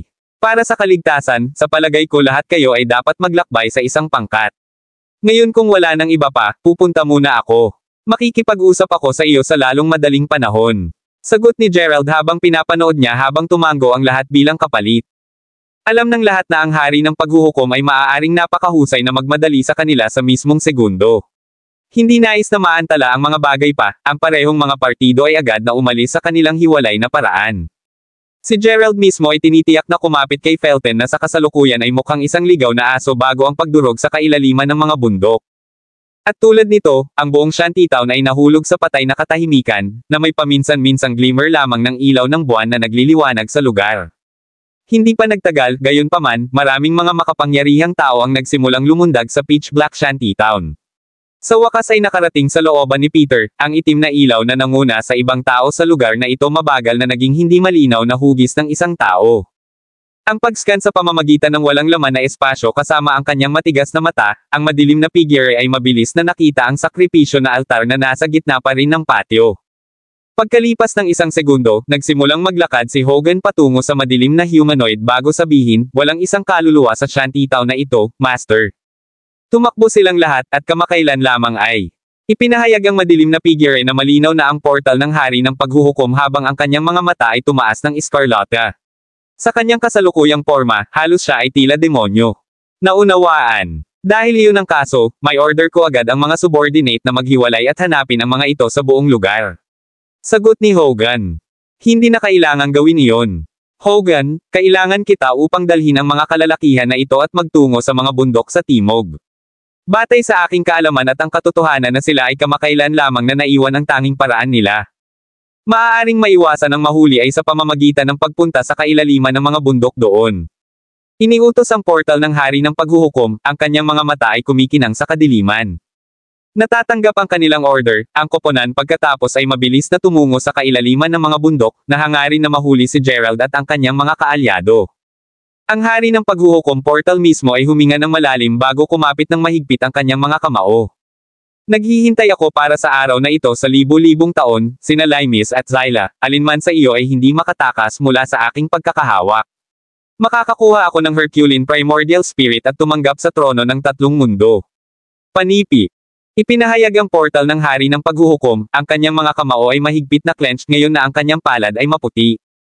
Sa puntong ito, hindi na niya may tatago ang napakaraming espirito sa kanyang katawan. Ang paglipat pabalik sa search party, halos lahat mula sa portal ng paghuhukom ay kasalukuyang gumagawa ng isang masusing paghahanap sa kailaliman ng mga bundok. Naturally, mayroon ding maraming mga gunter na tumutulong sa kanila dahil sila ay nakikipagtulungan sa portal ng King of Judgment upang matiyak na walang makatakas sa kanilang mga mata. Sa napakaraming mga tao na aktibong nangangaso sa kanila, si Gerald at ang iba pa ay hindi makakalipad sa lugar na iyon, kahit na may mga pakpak. Hindi ito nangyari sa alinman sa mga gunters o ang mga miyembro ng portal ng paghuhusga, gayunpaman, na ang iba ay matagal nang umalis sa lungsod ng Curtain sa napakabilis na bilis at ngayon ay patungo sa hilagang kanluran patungo sa disyerto. Ito ay hindi masyadong mahaba pagkatapos bago ito malapit na madaling araw. Kabanata 1372. Habang naghahanap sa paligid ng siksik na kagubatan, ang koponan ay nahati sa mas maliit na mga grupo, at si Hogan mismo ay kasalukuyang nangunguna sa isang koponan ng 5 tao. Habang patuloy silang naghanap, ang isa sa mga subordinate ng Hogan ay biglang sumigaw, may isang tao na nasa unahan, Hogan.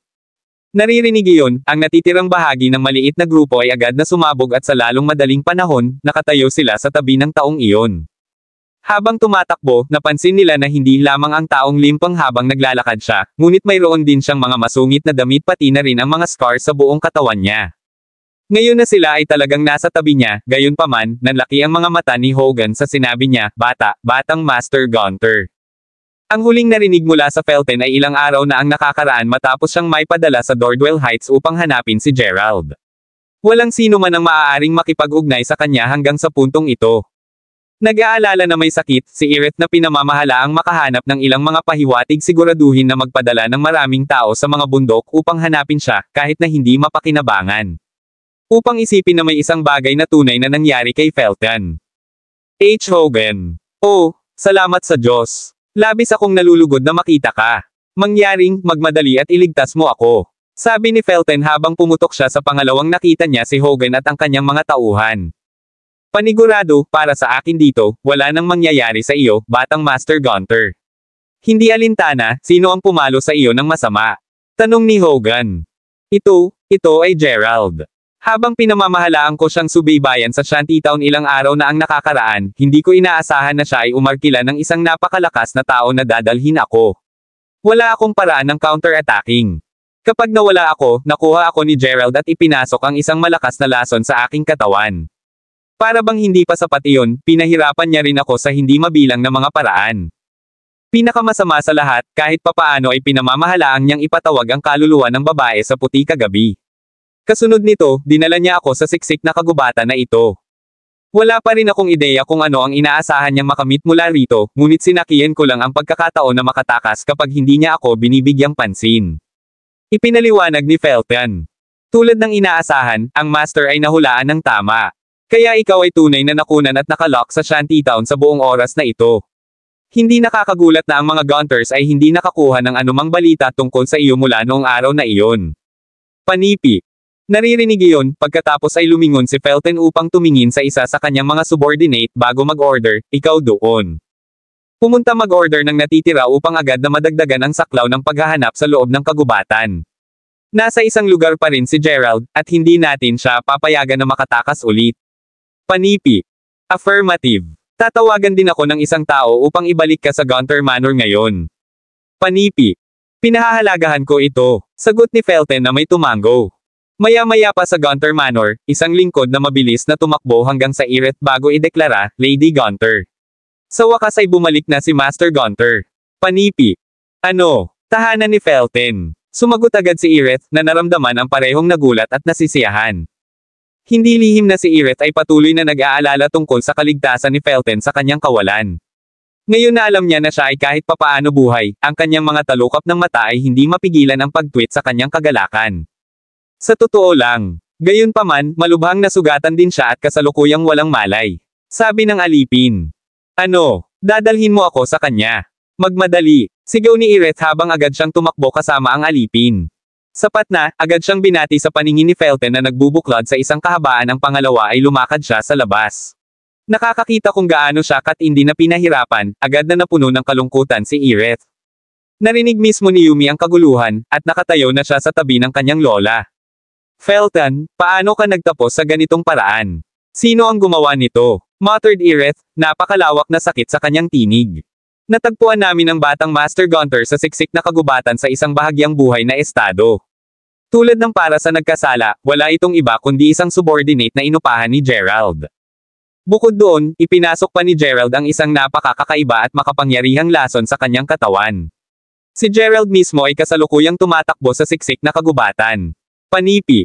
Ano? Kaya ito ay Gerald. Ang ungol ni Yrith sa napakalalim na sama ng loob na ang kanyang mga mata ay naging mapula. Kasunod nito, pagkatapos ay lumingon siya upang tumingin muli kay Felton habang hinahawakan siya ng protektado. Naririnig mo ba ang aking boses, Felton? Huwag mag-alala, tiyak na makukuha ko si Gerald at hack siya sa mga piraso. Sabi ni Yrith habang marahang hinahaplos ang pisngi niya. Ang pangalawa ay hinawakan niya ito, gayunpaman, ang mga mata ni Felton ay agad na nagbukas ng malawak at agad niyang sinipa ang kanyang matigas sa tiyan. Ganap na nahuli bantay, natagpuan ni Yrith ang kanyang sarili na lumilipad paatros bago lumapag ang layo medyo malayo na may malakas na Todd. G. Grandma. Bulalas ni Yumi, nakakaramdam ng lubos na pagkabigla. Si Felton mismo ay desperadong sumisigaw habang sumisigaw siya, please. Huwag kang lumapit, mangyaring, manatiling bumalik, panipi. Habang sumulpot ang sulok ng bibig ni Yrith, sumagot lang siya, ako ay mabuti. Pumunta ka lang mag-check sa Felton. Ang mahirap na batang lalaki ay dapat na trauma matapos na pahirapan ng labis. Panipi. Kabanata 1373. Hindi sinisisi ni Yrith ang kanyang apo sa kanyang mga aksyon. Pagkatapos ng lahat, alam niya sa isang katotohanan na naisip lamang niya na siya ay si Gerald. Matapos dumaan sa labis na pagdurusa, hindi ito sorpresa para sa pag-uugali ni Felton na makuha ito. Paano sa mundo nakuha mo pa ang trauma na ito? Na di asterisk man Gerald. Ay hako siya kung ito ang huling bagay na ginagawa ko. Tiyak na maghihiganti ako sa iyong ngalan. Kudlit. Naisip ni Yrith sa kanyang sarili habang ang pagpatay na hangarin ay sumiklab sa kanyang mga mata.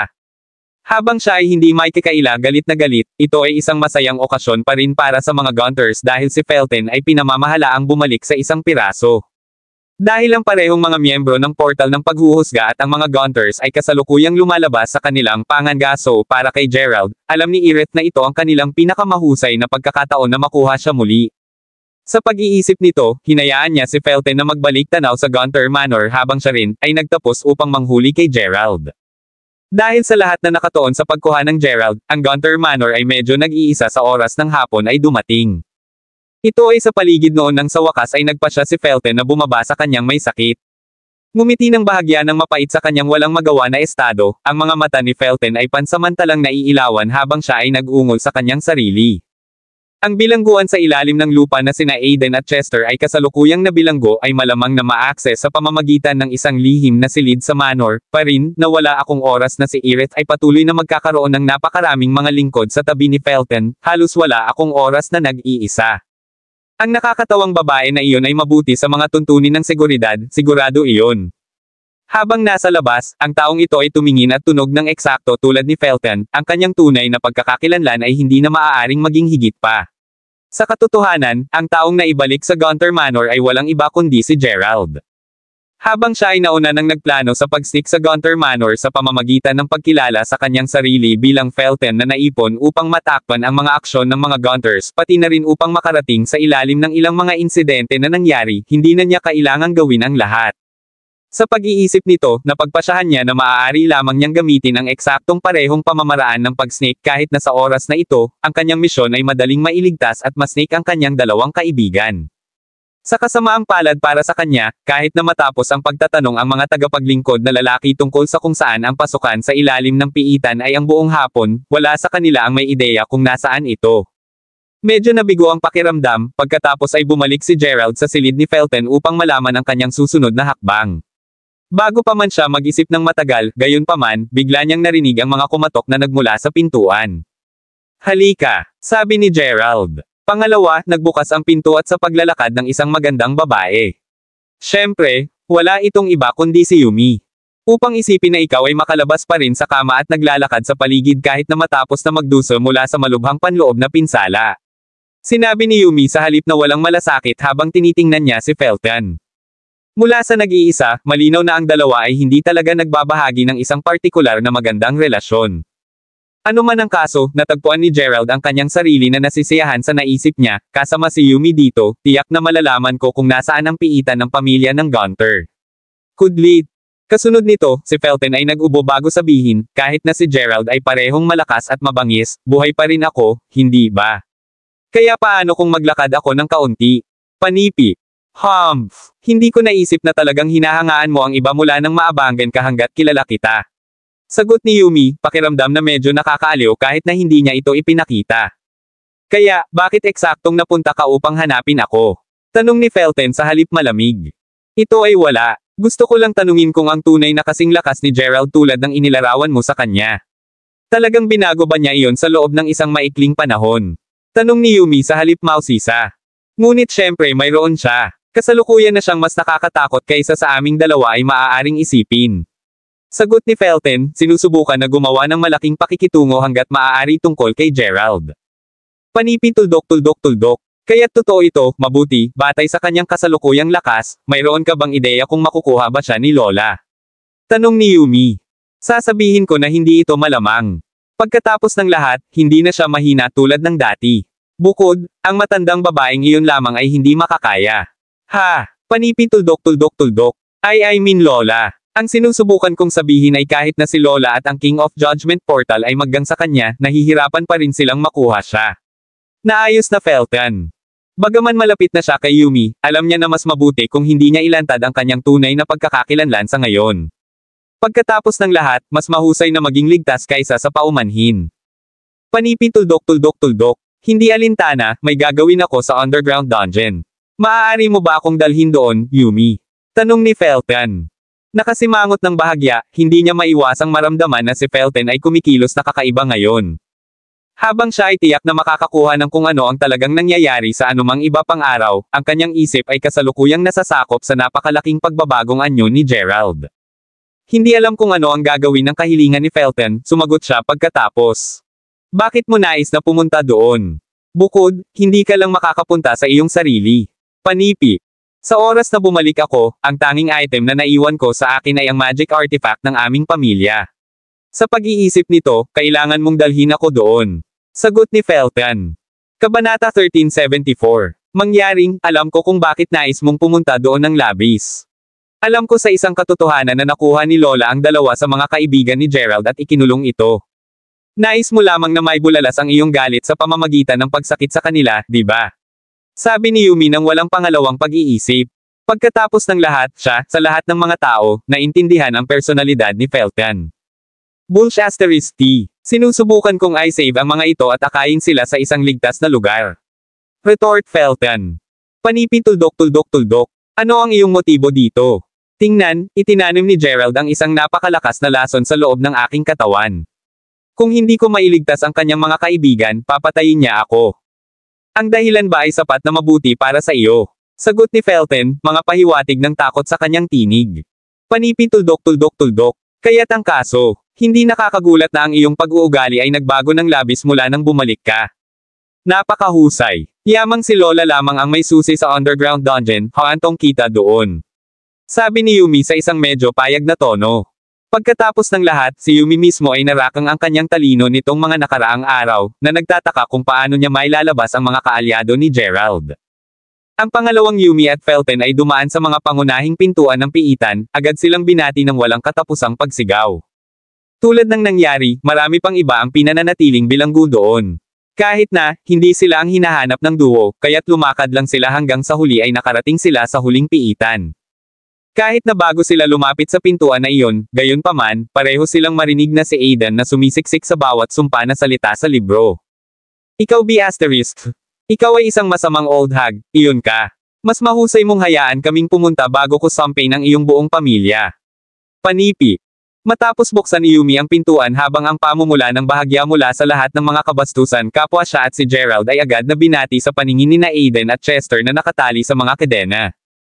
Ang kanilang mga torsos, lalo na, ay nakatali ng labis ng ligtas, at pareho silang may asul, sparkling bead na nakabitin sa kanilang mga dibdib. Ano ang gusto mo? Kung ikaw ay sapat na matapang, halika na sa akin. Gayunman, sa totoo lang, ano ang iniisip ko nang dumating ako sa pagsasanay sa pagsubok ng iyong pamilya noon? Upang isipin na minsan kung itinuturing na mabuti ang mga Gunters, gaano ako bulag. Huwag mo rin akong pasimulan sa iyong hindi maaasahang mga pangako. Pagkatapos ng lahat, ginagarantiyahan mo kami na makakakuha kami ng hindi bababa sa 3 pagkain bawat araw ng una mo kaming nakuha. Habang totoo iyon sa simula, sa lalong madaling panahon ay nabawasan ito sa 2 pagkain, at pagkatapos ay sa isa, alam mo lang, wala kaming makakain sa nakaraang 2 araw. Kung nais mong mamatay kami ng labis, pagkatapos ay patayin mo lang kami ng diretso. Sapat na kami. Sa sandaling kami ay namatay, gayunpaman, asahan na maghayganti sa amin ang aming boss. Panipi. Mangyaring huminto sa mga kabastusan na. Inaamin ko na hindi ko napansin ang iyong mga pagkain. Ito ay lamang na naging abala ako sa isang bagay sa mga nakaraang araw. Dahil doon, inamin ko na nakalimutan kong mag-order ng pagkain na may padala sa iyo.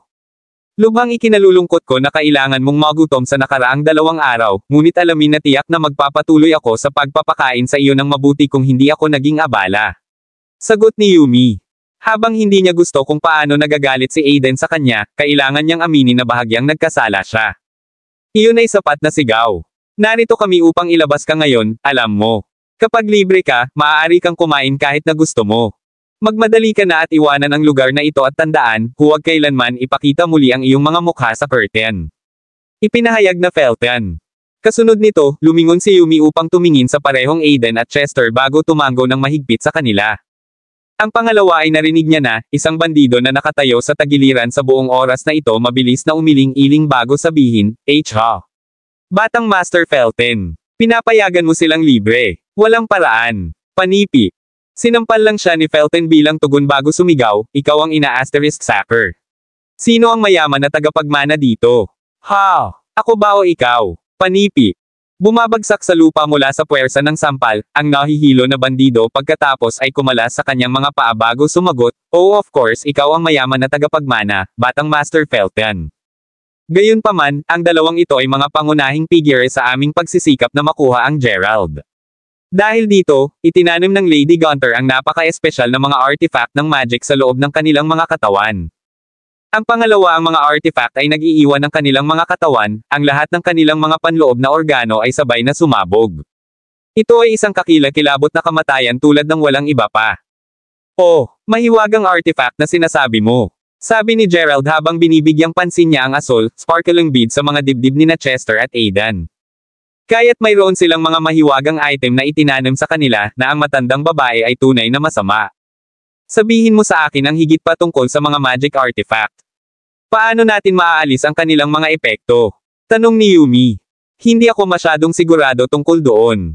Alam ko, gayunpaman, na ang isang susi ay kinakailangan upang alisin ang mga magic artifact, at ang susi mismo ay nakaimbak sa silid ni Lady Gunter. Gayunpaman, pinapayagan lamang siyang pumasok sa lugar na iyon, kaya natatakot ako na hindi kita matutulungan dito. Sumagot ang bandido sa pagkadismaya. Novel drama. Panipin tuldok-tuldok-tuldok. Maaari ba itong naruroon? Mumbled Yumi sa kanyang sarili na parang malalim siya sa pag-iisip. Panipin tuldok-tuldok-tuldok. Mayroon ka bang ideya kung nasaan ito? Well, maaaring magkaroon ako ng isang ideya kung saan eksaktong ang susi ay pinananatili sa loob ng kanyang silid, kahit na, walang pinapayagan na pumasok ng walang pahintulot. Kung mahuli tayo, tiyak na bibigyan tayo ng parusa ng pamilya. Handa ka pa bang gawin ito pagkatapos marinig iyon? Tanong ni Yumi. Ano ang dapat matakot? Kung nais niyang patayin ang sinuman, kung gayon maaari lang niya akong patayin. Walang dapat alalahanin. Panipi. Nang marinig iyon, ang paggalang ni Yumi kay Gerald ay agad na nag-skyrock. Pagkatapos ng lahat, ang lahat ng ito ay ilang araw para sa kanya na baguhin si Felton, karaniwang hindi sinasadya na mapagmataas na tao, marami ito. Gamit nito, ang duo pagkatapos ay nagpatuloy sa pakikipag-usap habang dahan-daang lumayo sila sa piitan. Bago makarating sa pasukan ng piitan, gayunpaman, biglang lumingon si Felton kay Aiden sa isang maikling sandali na 2 beses na kumikislap. Natagpuan ni Aiden ang kanyang sarili na lumawak ang kanyang mga mata habang pinapanood niya ang duo live para sa silid ni Aerith. Kudlit tuldok-tuldok-tuldok. Ang titig na iyon. Naisip ni Aiden sa kanyang sarili habang dahan-daang sumabog sa isang ngiti. Panipin tuldok-tuldok-tuldok. Sabihin mo, Chester, mayroon akong pakiramdam na kami ay kasing ganda ng naisave ngayon. Narito ang boss. Panipi. Kabanata 1375. Panipin tuldok-tuldok-tuldok. Narito ang boss. Tanong ni Chester, hindi sigurado kung paano kahit nagumanti sa pahayag na iyon. Hahaha. Hindi magtatagal bago tayo may save. Maghintay ka lang sa F***King Gunter mo. Kapag malaya na tayo, siguradong nasusunog ko ang lugar na ito. Ang ungol na si Aiden sa galit. Maya-maya pa, dumating sina Felton at Yumi sa silid ni Aerith. Sa pagpasok, nalaman niya na ang layout ng silid ay hindi komplikado. Medyo minimalistic, sa katunayan. Ang tanging mga kilalang bagay doon ay may isang desk sa isang tabi ng silid at isang stand sa likod nito. Narito ba ang lihim na silid? Tanong ni Felton. Ito ay dapat, pagkatapos ng lahat, si Lola ay may 2 lihim na silid, tulad ng alam ko.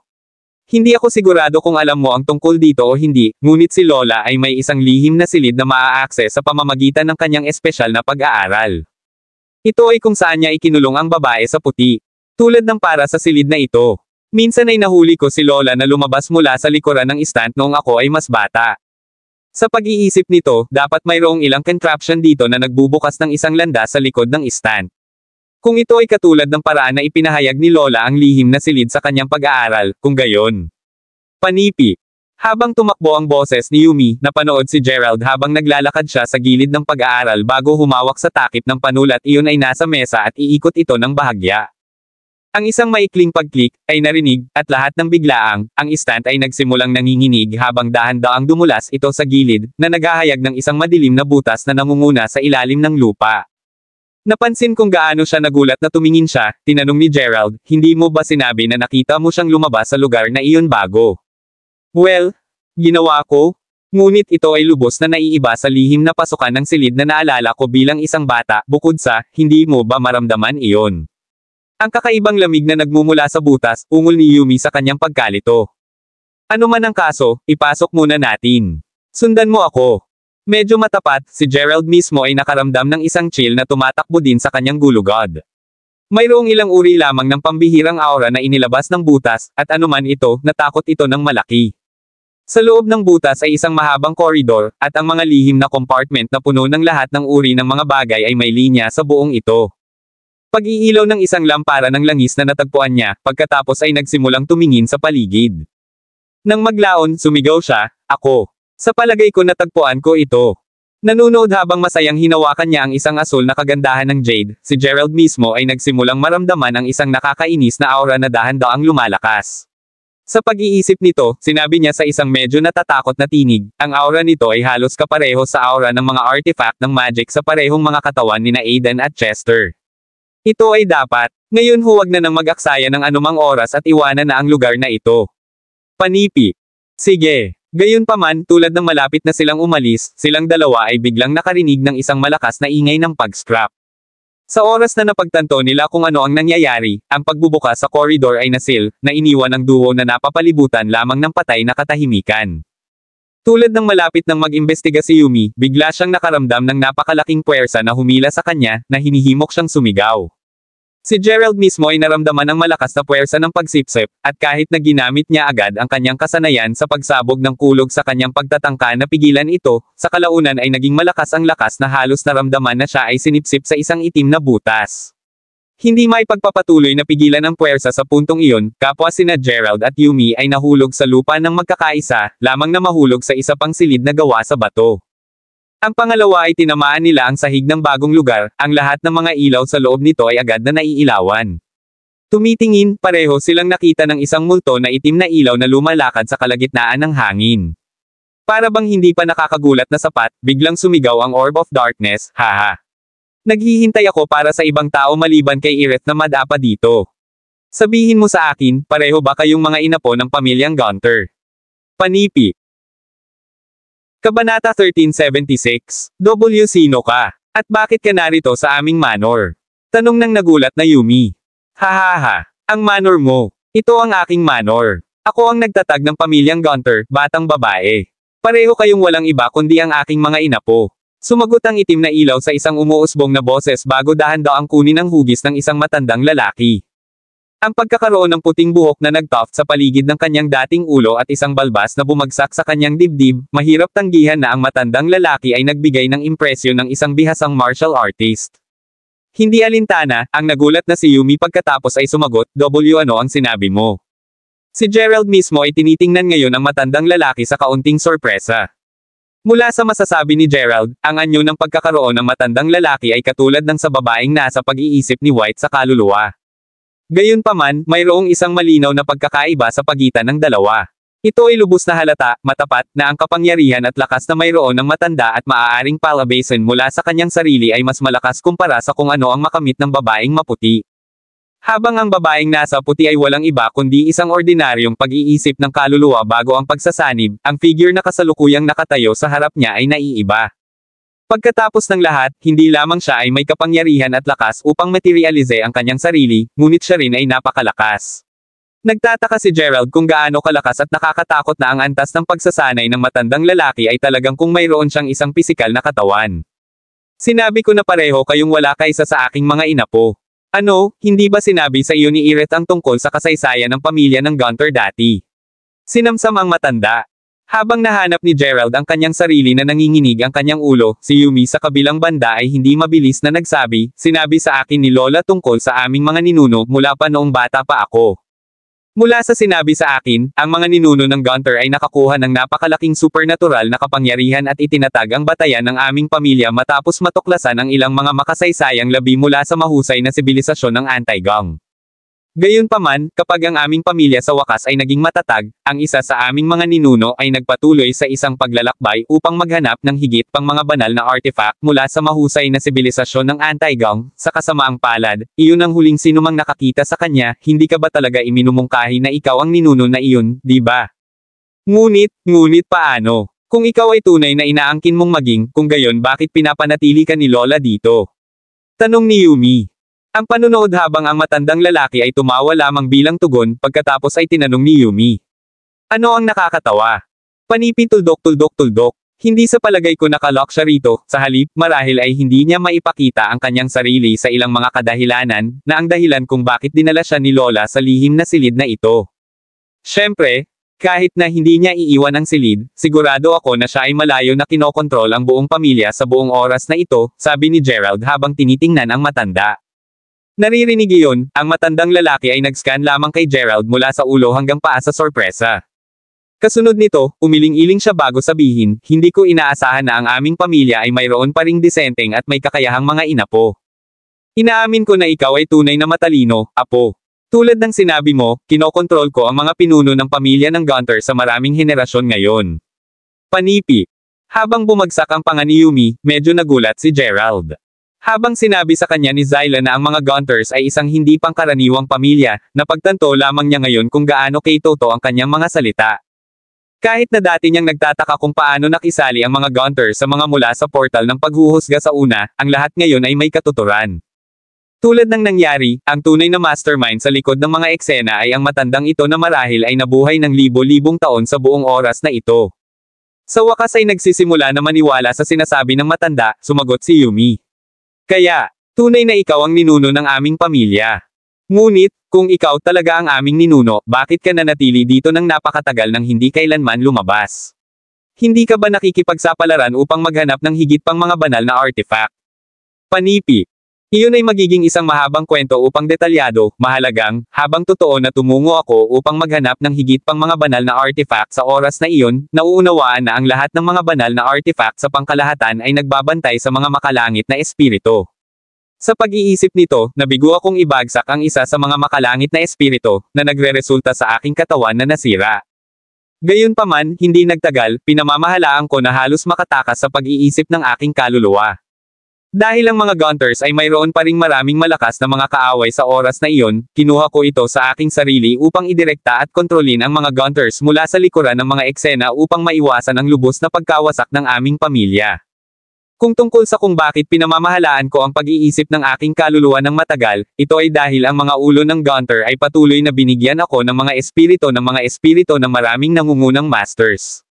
Ipinaliwanag ang matanda. Panipi tuldok. Maghintay, ano ang sinabi mo? Ay, sinasabi mo ba sa akin na ang taunang pagpupulong ng pagsasanay ng aming pamilya ay hindi hihigit sa isang paraan para sa iyo na sumipsip ng espiritual na enerhiya mula sa mga paligsahan? Sabi ni Yumi habang siya ay dumating sa isang biglaang pagsasakatuparan. Bingo! Sa kasamaang palad, kahit na ang mga taong nagmamay-ari ng mga espiritu ng katawan, ang kanilang mga pisikal na talento ay hindi hanggang sa aking mga pamantayan. Wala kayong ideya kung gaano katagal naghihintay ako ng perpektong pagkakataon na magkaroon ng isang espiritu ng katawan na makakatulong sa akin na makamit ang tunay na muling pagkakatawang tao. Sagot ng matandang lalaki na may tawa. Panipi tuldok. Sa palagay ko nakikita ko ang mas malaking larawan ngayon, ang taong naglalayong magkaroon ka ay Gerald, di ba? Ang isang lola at mga mula sa portal ng paghuhusga ay sinusubukan pa ring makuha. Pagkatapos ng lahat, dahil ang kanyang katawan ay naglalaman ng Herculean Primordial Spirit, ang kanyang katawan ay naiiba sa isang ordinaryong mortal, tama ba ang aking hula? Tanong ng flabbergasted Yumi. Tama ulit, nakikita ko ngayon na ikaw din, ay napakamatalino. Sabi ng matandang lalaki bago tumawa muli. Si Gerald mismo ay natigilan na ngayon ay nagbulong siya. Herculean Primordial Spirit. Ano, kahit na nangyayari dito. Panipi. Ano man ang kaso, si Gerald ay sigurado ngayon sa isang bagay. Ang mga taong ito ay kasalukuyang naghahanap ng labis na desperado para sa kanya dahil ang kanyang katawan ay naglalaman ng isang mahusay na lihim na agarang kailangan nila. Kabanata 1377. Sa totoo lang, kapag nagtataglay ako ng katawan ni Gerald, tiyak na makakagawa ako ng isang mahusay na pagbalik. Kasunod nito, ang aming pamilya ay maaaring magtungo sa Jailetre ng magkasama, isang perpektong mundo para sa mga Gunters na maghari ng kataas-taasang bilang mga overlay. Pagkatapos nito, ang aming pamilya ay nasa kabuoang kontrol ng parehong langit at lupa. Idinagdag ang matandang lalaki habang siya ay nag-chalk ng matagal. Panipi tuldok. Hindi alintana, pinangunahan mo ba kaming dalawa dito dahil lamang sa nais mong sabihin sa amin ang lahat ng ito? Tanong ni Yumi. Magandang tanong iyon. Kita nyo, habang ang katawan ni Gerald ay natural na magiging pinakamahusay na pagpipilian para sa akin, si Irit at ang iba pa ay sobrang bobo. Matapos maghintay ng sabik dito ng matagal, ayaw kong maghintay pa. Pagdaragdag nito sa katotohanan na medyo nag-aalala ako na si Irit ay magtatapos sa pagpinsala sa katawan na nais kong makuha, pinaplano kong gawing maaga ang aking pagbalik. Upang magawa ito, gayunpaman, kakailanganin ko muna ang isang angkop na katawan para sa akin upang umangkop, at ang dalawa sa iyong mga katawan ay lumilitaw na nagtataglay ng sapat na oras, sagot ng matandang lalaki. Lumingon upang tumingin kay Gerald, pagkatapos ay idinagdag niya, lalo na ang aking apo dito. Medyo lantaran, hindi sa palagay ko ay may kahit sino na malapit sa pagiging angkop sa kanya. Panipi. Ikaw, ano, ngunit siya ang iyong inapo. Hindi mo rin nais na pakawalan siya. Tanong ni Yumi sa sorpresa. Medyo matapat, kahit na ang matandang lalaki ay talagang makakasama kay Felton, si Yumi ay hindi malapit na makaramdam o nabalisa para sa kapakanan ni Felton. Pagkatapos ng lahat, si Felton ay isang tulad ng demonyo, malupit, at mabisyo na tao. Sa madaling salita, ang namamatay na siya ay talagang magiging isang mabuting bagay. Kahit na, nadama pa rin ito ng labis na awkward kay Yumi dahil alam niya ngayon na ang taong nagpaplano na makapinsala kay Felton ay ninuno ng kanyang pamilya na iginagalang at hinangaan ng lahat. Alam na simple. Naglingkod upang palakasin ang kanyang kakulangan sa ginhawa. Well, wala rin talaga akong pagpipilian. Hindi alintana, ang aming pamilya ay maayos na sa ngayon, kaya't ang iyong sakripisyo upang masecure ang isang mas mahusay na hinaharap para sa mga Gunter tiyak na sulit ito. Kinutya ang matandang lalaki habang ngumiti siya ng Riley. Ang pagtataka ay makikita sa mga mata ni Gerald nang sa wakas ay natanto niya kung saan ang mapanganib na aura na naramdaman niya na pumasok sa lugar na ito mula sa. Upang isipin na ang matandang ito ay magiging malupit at walang puso. Kahit na ang mga ligaw na hayop ay palaging inaalagaan ang kanilang mga cubs, ngunit ang matandang ito, hindi rin siya handang hayaan ang kanyang sariling inapo. Habang tumalikod si Gerald, tumawa ang mga matatandang lalaki bago sumingit, ngayon, hindi na kailangang matakot. Tiyakin kong bawasan ang sakit hanggat maaari. Panipi.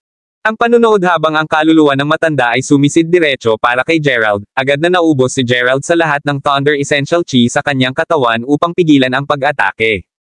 Sa pagbangga, narinig ang isang paputok na tunog. Kahit na si Gerald ay nagkaroon ng Thunder Essential Chi Aura upang ipagtanggol ang kanyang sarili, mas maraming kaluluwa ng matanda ang patuloy na nagtutulak, mas madarama ni Gerald ang kanyang sariling kaluluwa na nanginginig. Ang kanyang kaluluwa ay hindi lamang ang nanginginig, at habang ang katawan ni Gerald ay nagsimulang hindi mapigilan, natagpuan niya ang kanyang sarili na nakatikim ng isang pamilyar na tamis sa kanyang bibig habang ang dugo ay nagsimulang umapaw mula rito. Pinapayuhan ko sa iyo na huwag magpatuloy na makisali sa walang saysay na paglaban. Pagkatapos ng lahat, gagawa lamang ito ng mga bagay na mas masakit para sa iyo. Snorted ang matandang lalaki na may ngiti. Makalipas ang ilang segundo nang ang ngiti sa mukha ng matanda ay dahan-daang kumupas, lamang na maging isang pagpapahayag ng lubos na hindi paniniwala. Panipin tuldok. Nagawa ko na ang pamamaraan na nagpapahintulot sa akin na malayang ilipat ang pag-iisip ng aking kaluluwa sa sobrang haba ko na ako ay literal na isang dalubhasa dito, sa pamamagitan ng tama, hindi ako dapat gumawa ng anumang mga pagkakamali habang ginagamit ko ang pamamaraan, gayunpaman, bakit ito ay isang lakas na bumabagsak sa akin tuwing sinusubukan kong hawakan ang iyong kaluluwa? Sinabi ng matandang lalaki sa kakilakilabot habang mabilis siyang tumalikod sa malayo sa Gerald, ang kanyang ekspresyon isang halo ng awkwardness at kahihiyan. Sa lakas na kasalukuyang nagmamay-ari ng matandang lalaki, malapit na ito para sa kanya na hindi makaya ang kaluluwa ng sinuman, anuman ang makapangyarihan o may talento sa taong iyon. Sa pag-iisip tungkol dito, imposible rin para sa isang Gunter na inapo na magkaroon ng napakalakas na lakas ng kaluluwa. Kalimutan ng pagsalakay sa kaluluwa ng binata na ito, ang kaluluwa ni Gerald ay may kakayahang sirain ang sariling pag-iisip ng matandang tao sa kaluluwa. Ngunit paano ito posible? Ikaw, hindi ka isang inapo ng aking pamilya, ikaw ba? Sino ka ba? Ungulang matalinong matandang lalaki na ngayon ay maaaring sabihin na may isang bagay na hindi maganda. Ang lakas na nagmamay-ari ng binata na ito ay simpleng hindi kapani-paniwala, alam na ang katotohanan na madali nitong masira ang kanyang pag-iisip ng kaluluwa, alam ng matanda na siya ay maswerte na nagawa niyang hilahin sa oras. Ang kanyang pangalan ay Felton Gunter, apo sa tuhod. Walang paraan na hindi siya isang Gunter na inapo. Ipinaliwanag si Yumi. Alam ko kung sino si Felton. Si Irit ay patuloy na nagsasanay sa kanya upang maging kahalili ng susunod na henerasyon ng pamilyang Gunter, kaya alam ko na ang lakas ng Felton, kasama ang sinabi, ang taong sumama sa iyo kanina ay tiyak na hindi Felton. Pagkatapos ng lahat, ang kapangyarihan ng kaluluwa ng taong ito ay napakalakas na kahit na nakakatakot ako sa pamamagitan nito. Sumagot ang matandang lalaki na tinamaan ng takot. Kabanata 1378. Naririnig iyon, lumingon si Yumi upang tumingin kay Felton sa pagkamangha at agad na naramdaman na may mali. Para sa isa, hindi pa niya nakita ang mga mata ni Felton na ganyan dati. Ngumiti ng mahina, sumagot si Gerald, tama ka. Hindi ako Felton. Panipi. Ang katotohanan ay sinabihan, kahit na wala siyang ideya kung ano ang kasalukuyang nangyayari. Habang nakaramdam siya ng labis na pagkahilo matapos na mahit ng kaluluwa ng matandang iyon, hindi pa nagtagal bago ang isang pagmamadali ng mahahalagang chi ay biglang nagsimulang punan ang kanyang katawan. Ito ay tulad ng isang tubig na Diyos na bumangga laban sa isang bundok, na nagiging sanhi ng lahat ng mahahalagang chi na napapahamak sa loob upang bumagsak sa sandaling lumitaw ang isang crack. Upang ilagay ang mga bagay ng simple, ang katawan ni Gerald ay kasalukuyang umaapaw sa kapangyarihan, at kasama nito, ay dumating ang isang sobrang mapanirang aura. Tulad ng napagtanto ni Gerald na hindi na niya kailangan na matakot sa matanda, ang nagulat na si Yumi ay nagsabi, "Ha? Pagkatapos, kung hindi ka Felton, sino ka?" Panipi. Ako ang pumatay sa kanya. Sagot ni Gerald. Ikaw, pinatay mo si Felton. Sabi ni Yumi habang siya ay gumawa ng ilang mga hakbang pabalik. Kahit na, mayroon na siyang isang magandang hula kung sino ang taong nakatayo bago siya tunay, maaari ba talaga siyang maging siya? Habang pinag-isipan ni Yumi ang kanyang conclusion, ang galit na matandang lalaki ay umungal, ikaw brat. Hindi mo lamang pinatay ang aking ina po, ngunit nakikilala mo rin ang iyong sarili na maging siya sa kanya upang makapasok ka sa lihim na silid ng aming pamilya. Hindi nakakagulat na ang iyong mahahalagang chi ay nadama na naiiba kumpara sa natitirang mga miyembro ng pamilya ng Gunter. Panipi. Tulad ng paghahanda ng matanda na gumawa muli ng aksyon, bigla siyang nagyelo sa lugar nang makita niya kung ano ang tila isang malabo, gininto ang ilaw na kumikinang sa buong katawan ni Gerald. Ito ay ang parehong gintong ilaw na nauna nang nasaktan siya. Panipi tuldok. Ano ito? Bakit parang ang kapangyarihan ng iyong kaluluwa ay patuloy na lumalakas at mas malakas? Ilang sandali lamang, ngunit ang aura na paglabas ng iyong katawan ay tumaas na ng maraming mga antas. Binulong ang matandang lalaki habang ang kanyang mga mata ay nanlaki sa kawalan ng paniniwala. Magiging tapat ako at sasabihin na wala rin akong ideya kung ano ang nangyayari. Ang alam ko, gayunpaman, ay ang malakas na epekto sa aking kaluluwa kapag sinalakay mo ako kanina ay tila naglabas ng isang bagay na pinigilan sa loob ng aking katawan sa pinakamahabang panahon. Sa sinabi nito, pinupuno na ako ngayon ng matinding lakas. Sumagot ang mausisa na Gerald sa halip casual. Ikaw, napuno ng matinding lakas? Tanong ng matandang lalaki sa sorpresa. Sa katunayan, sa kung gaano ako kalakas ngayon, magiging lantad ako at sasabihin na mayroon na ako ngayon upang madaling sirain ka sa ilang segundo. Talagang nagtataka ako kung paano mo pinamamahalaang mag-trigger ng lahat ng ito, mabuti, dahil ang lahat ng ito ay nangyari sa pangalawang sinalakay mo ako, bakit hindi mo ako subukang salakayin muli? Tanong ni Gerald sa isang mausisa na tono habang ngumiti siya ng Riley. Panipi tuldok. Tidat, natigil ang matandang lalaki habang siya ay nagsimula ng labis. Sa puntong iyon, ang gininto ang ilaw ay lumago ng labis na halos tila nakapaloob si Gerald sa loob ng isang orb ng ilaw. Habang nakumpleto ng ilaw ang proseso ng paghalay nito, ang enerhiya na inilabas nito ay lumago ng mas nakakatakot sa matandang lalaki. Matapos matitigan ng mabuti si Gerald, nanlaki ang mata ng matanda habang siya ay gumawa ng ilang mga hakbang pabalik sa kakilakilabot. Tila nauunawaan kung ano ang nangyayari ngayon, sinabi ng matanda, ito ang unang yugto ng Herculean Golden Primordial Spirit. Tila ito ang unang antas ng potensyal na paglabas ng Herculean Primordial Spirit. Alin ang ibig sabihin na, ikaw ay Gerald? Panipi. Kabanata 1379. Panipi tuldok. Gerald. Tanong ni Yumi, tinitingnan ang malapad na mata ni Gerald. Nodding bilang tugon, sumagot si Gerald, habang pinag-uusapan ni Zyla ang tungkol sa Herculean Golden Primordial na espiritu na nabanggit mo lang hindi niya ito detalyado. Sa pag-iisip nito, kaunti lang ang alam ko tungkol dito.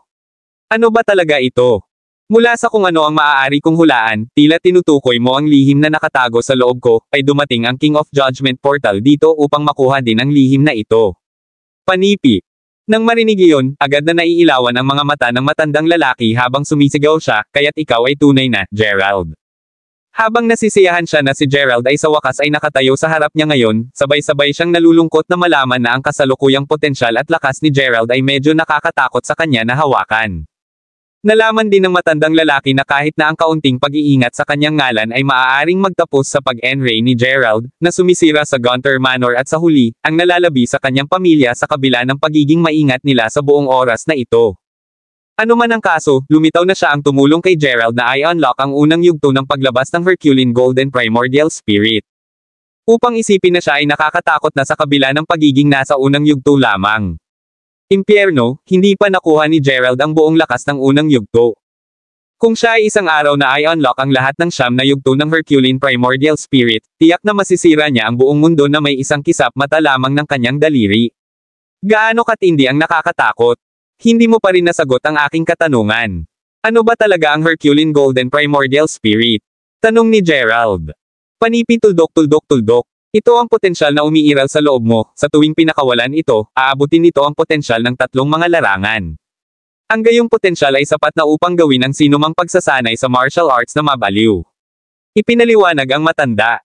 Ito, potensyal, nasa aking katawan. Tanong ni Gerald na hindi napansin ang matandang lalaki na dahan-daw ang gumagalaw sa kanyang mga kamay, sneakily na nagtitipon ng kanyang mahahalagang chi. Bingo! Sabihin mo sa akin, alam mo ba kung sino ka? Tanong ng matandang lalaki sa isang hush na boses bago bumulusok. Sino ako? Tanong ni Gerald. Natapos ang pangalawang tanong ni Gerald, biglang itinaas ng matanda ang kanyang ulo bago ilunsad ang isang pag-atake sa Gerald ng buong lakas.